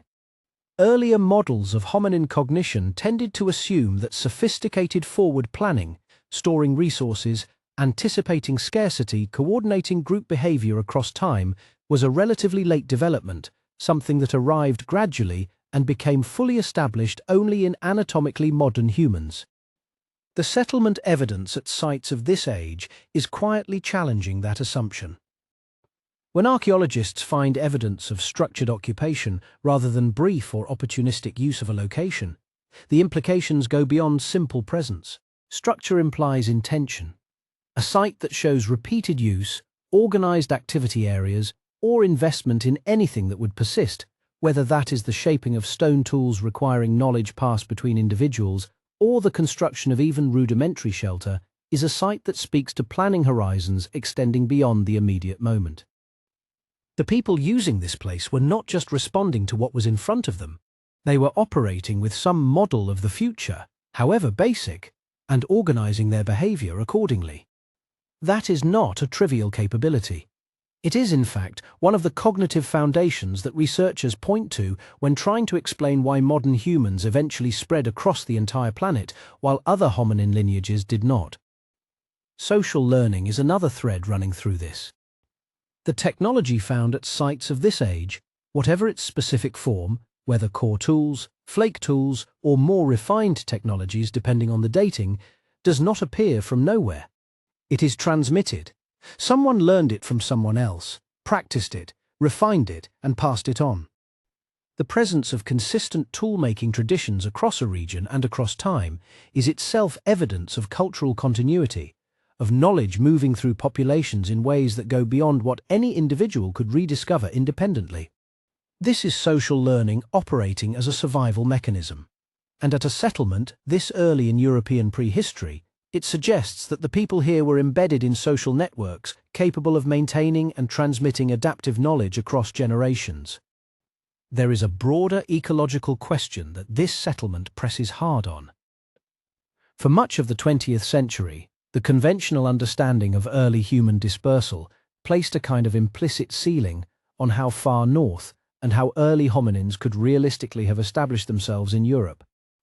The logic was partly climatic and partly cognitive, the idea being that surviving at higher latitudes required technological and behavioral sophistication that arrived only late in the hominin story. What sites that push the timeline back are increasingly suggesting is that this ceiling was set too low. The ecological range of early hominins appears to have been wider than the models allowed, and the adaptations required to exploit that range appear to have developed earlier. This has implications that extend well beyond Europe. If hominins were capable of establishing themselves in variable, seasonally demanding European environments earlier than previously thought, then the expansion of human ecological range, the slow process by which a lineage that originated in Africa eventually occupied nearly every terrestrial environment on Earth, may have had deeper roots than the narrative of a late cognitive revolution allows. What looks from one angle like a surprise finding in European prehistory looks from another angle like an early data point in one of the most consequential processes in natural history. The gradual extension of human habitation into environments that our bodies, taken alone, were not built for, compensated by the cultural and technological flexibility that became our defining characteristic as a species. The site in this sense is not just a local story. It is a piece of a much larger argument about what made humans ultimately successful. And the argument it supports is one of incremental, persistent, flexible problem-solving extending much further back than the older timeline suggested. The populations who lived here were not at the threshold of anything recognizable as civilization in any later sense. But they were demonstrating in the particular language of tools and location choices and recurring occupation that they possessed the core ingredients from which all later human achievement was built: the ability to read an environment, adjust to its demands, transmit learned solutions to others, and persist in places where persistence was genuinely difficult. It is also worth holding open the possibility that this site represents something close to a genuine turning point in the ecological range of its population. Not just adaptation to European conditions, but the consolidation of a capability that then enabled further expansion. Populations that solve the problem of one challenging environment do not simply stop.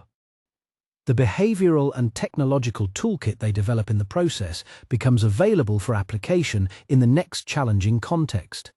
Survival at this latitude, this early, may have been one of those threshold moments where a population crossed from one category of ecological possibility into a wider one.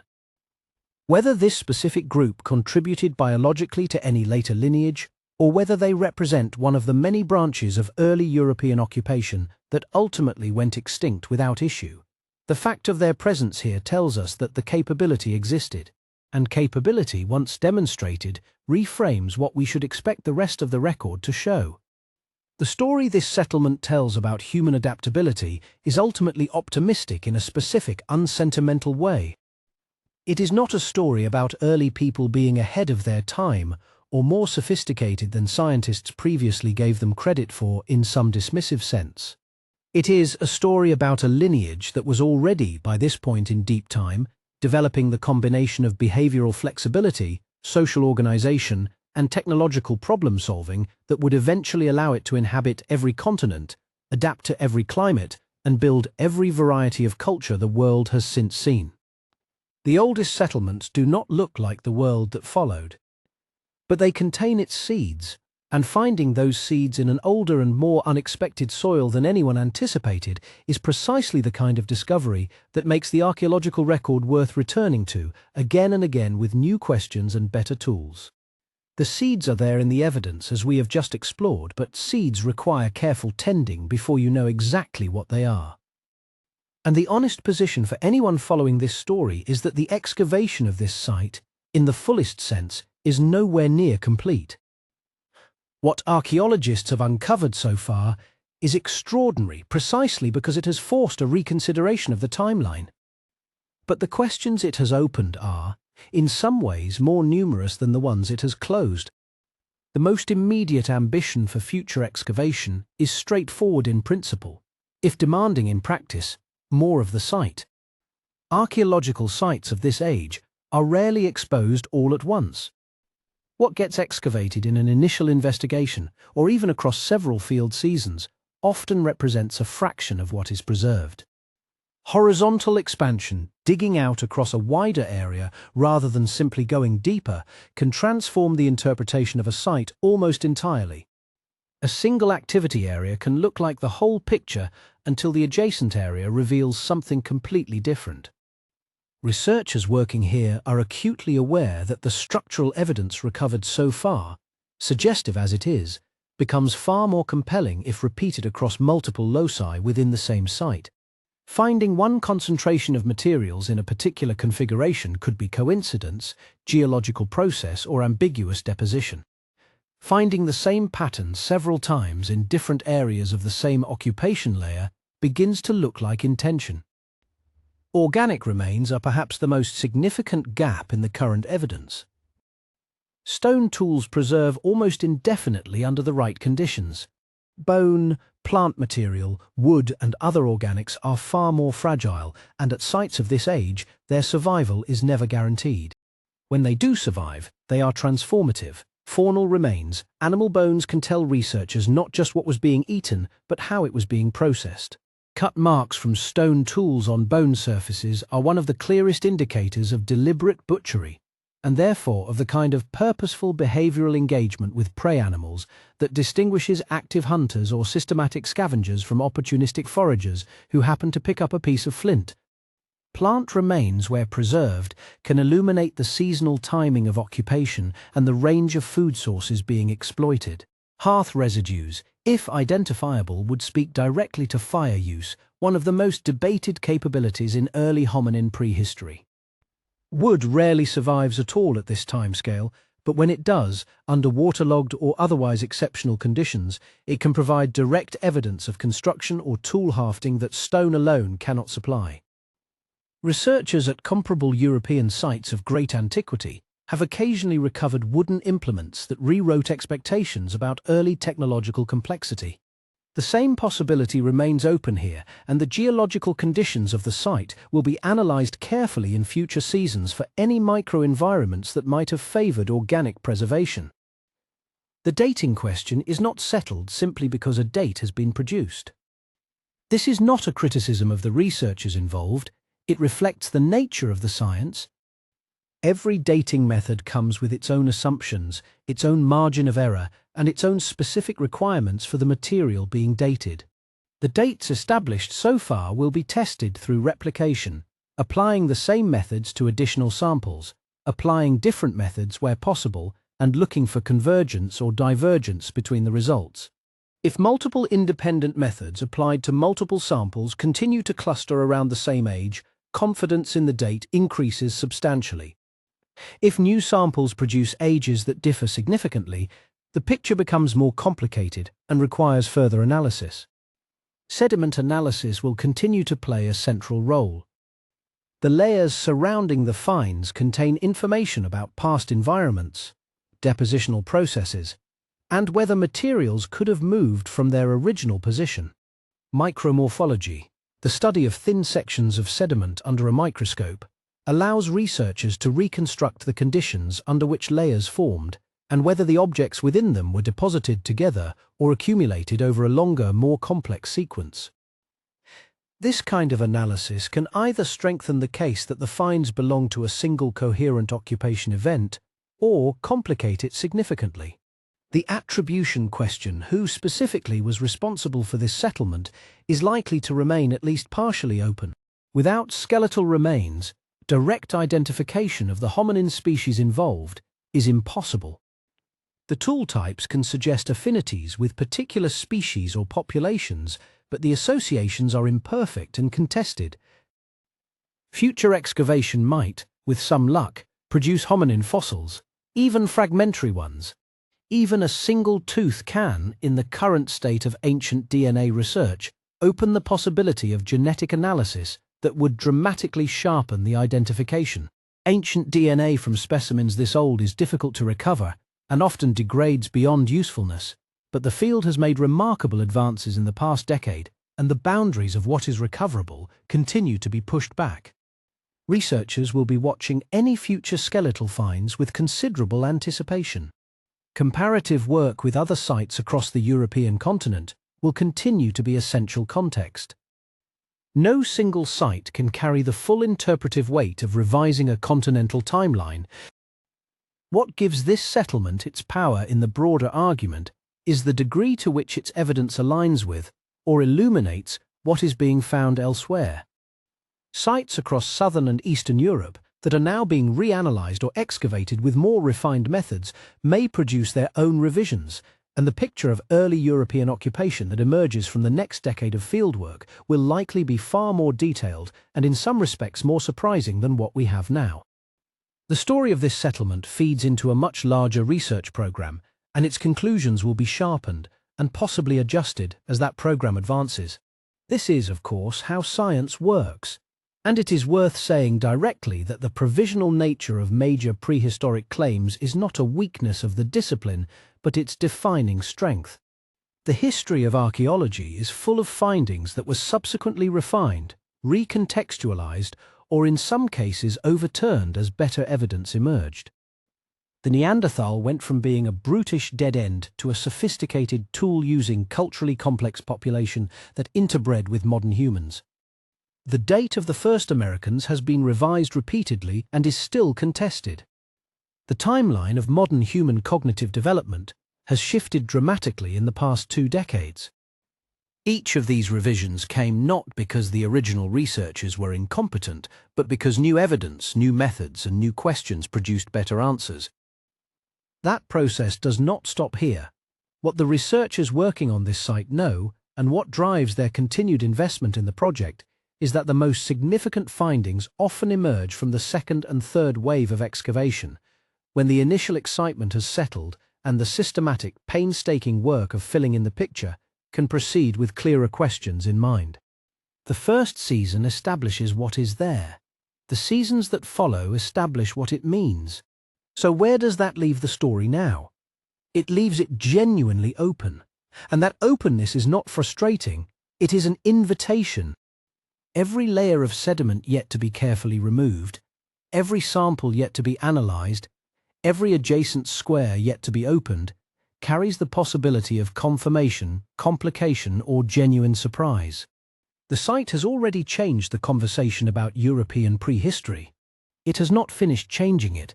The questions still waiting for answers about who these people were, how long they stayed, how they were connected to other populations moving through the continent, and precisely when they arrived, are among the most interesting questions in the field right now. And the people working to answer them will be returning to this ground with new tools, new techniques, and a timeline that has already proven more elastic than anyone expected. That combination, rigorous method applied to a story still being told, is exactly where the most important discoveries tend to come from. There is a particular kind of disruption in archaeology that does not announce itself loudly. It does not come with a single dramatic find, a headline artifact, or an unambiguous inscription that settles everything at once. It comes instead through the slow accumulation of evidence that no longer fits the accepted story, until the point where maintaining the old story requires more effort than revising it. That is where this settlement has placed us, not at the end of a debate, but at the beginning of a genuinely different conversation about who first called Europe home, and when. The accepted timeline was not arbitrary. It was built carefully over generations of fieldwork from sites across the continent that had each, in their moment, pushed the boundary a little further back. Researchers had good reasons for the dates they trusted, and the model of European habitation that developed from those dates was internally consistent, geographically coherent, and supported by the best evidence available at the time. That is exactly what makes this settlement significant, rather than simply anomalous. When evidence challenges a well-constructed model, the challenge carries weight precisely because the model was not carelessly assembled. Something real is being contested here. The strongest evidence from this site points toward an occupation that predates the previously accepted horizon for sustained human presence in Europe, not by a marginal amount that might be absorbed into existing uncertainty, but by enough to require genuine reconsideration. The tool assemblages, the spatial organization of the finds, the geological context of the layers in which everything was discovered, and the dating results from multiple methods applied to multiple samples all converge on the same unsettling conclusion. People were here earlier than the timeline allowed. That convergence matters.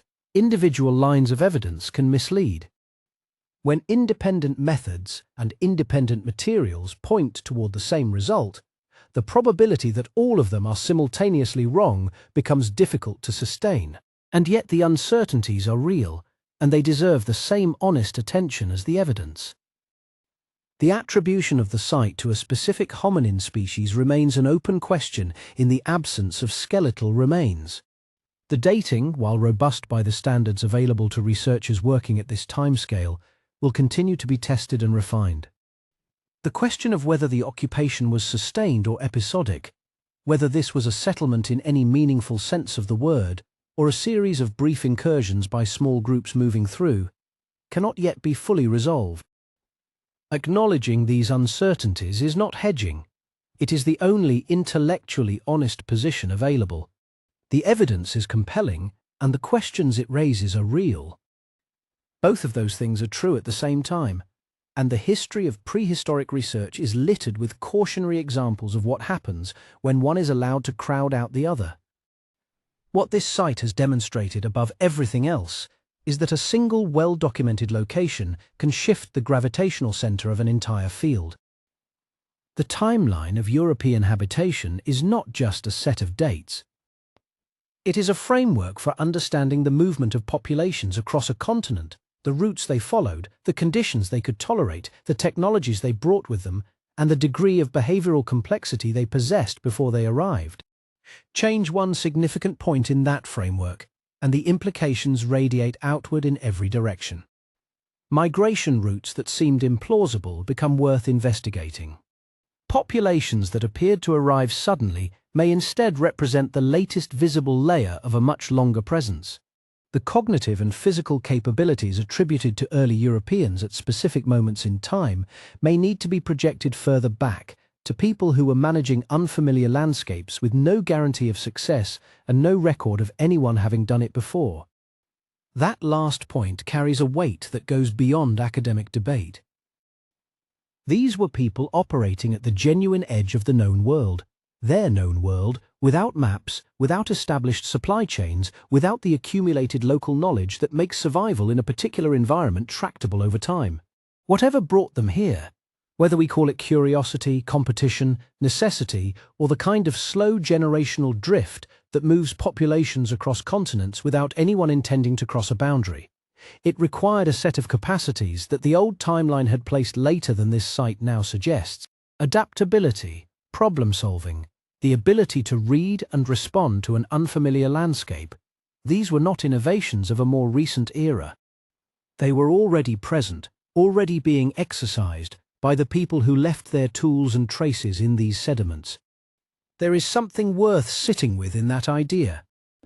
The human story in Europe did not begin when we previously thought it did. The people who started it left no written record, no account of the journey, no testimony about what they encountered or lost along the way. What they left was material-shaped stone, organized space, the physical residue of decisions made in real time, under real pressure. Archaeologists are reading those decisions now, carefully, across a distance of time that is almost impossible to hold in the mind, and finding that the capacity for deliberate, purposeful action reaches back further than the accepted story allowed. Prehistory has always been a discipline defined by revision. Every decade brings methods that were not available before, questions that were not being asked before, and access to sites and samples that earlier researchers could not have anticipated. The timeline that seemed fixed a generation ago has proven elastic, and there is no good reason to believe that elasticity has reached its limit. This settlement has moved the boundary, but it has not established a final one. The sediments beneath unexplored sites across the continent still hold their evidence, patient and undisturbed, waiting for the right combination of fieldwork, method, and interpretive courage to surface them. The first chapter of Europe is not finished being written. It turns out it is much longer than anyone expected, and the most important pages may still be buried.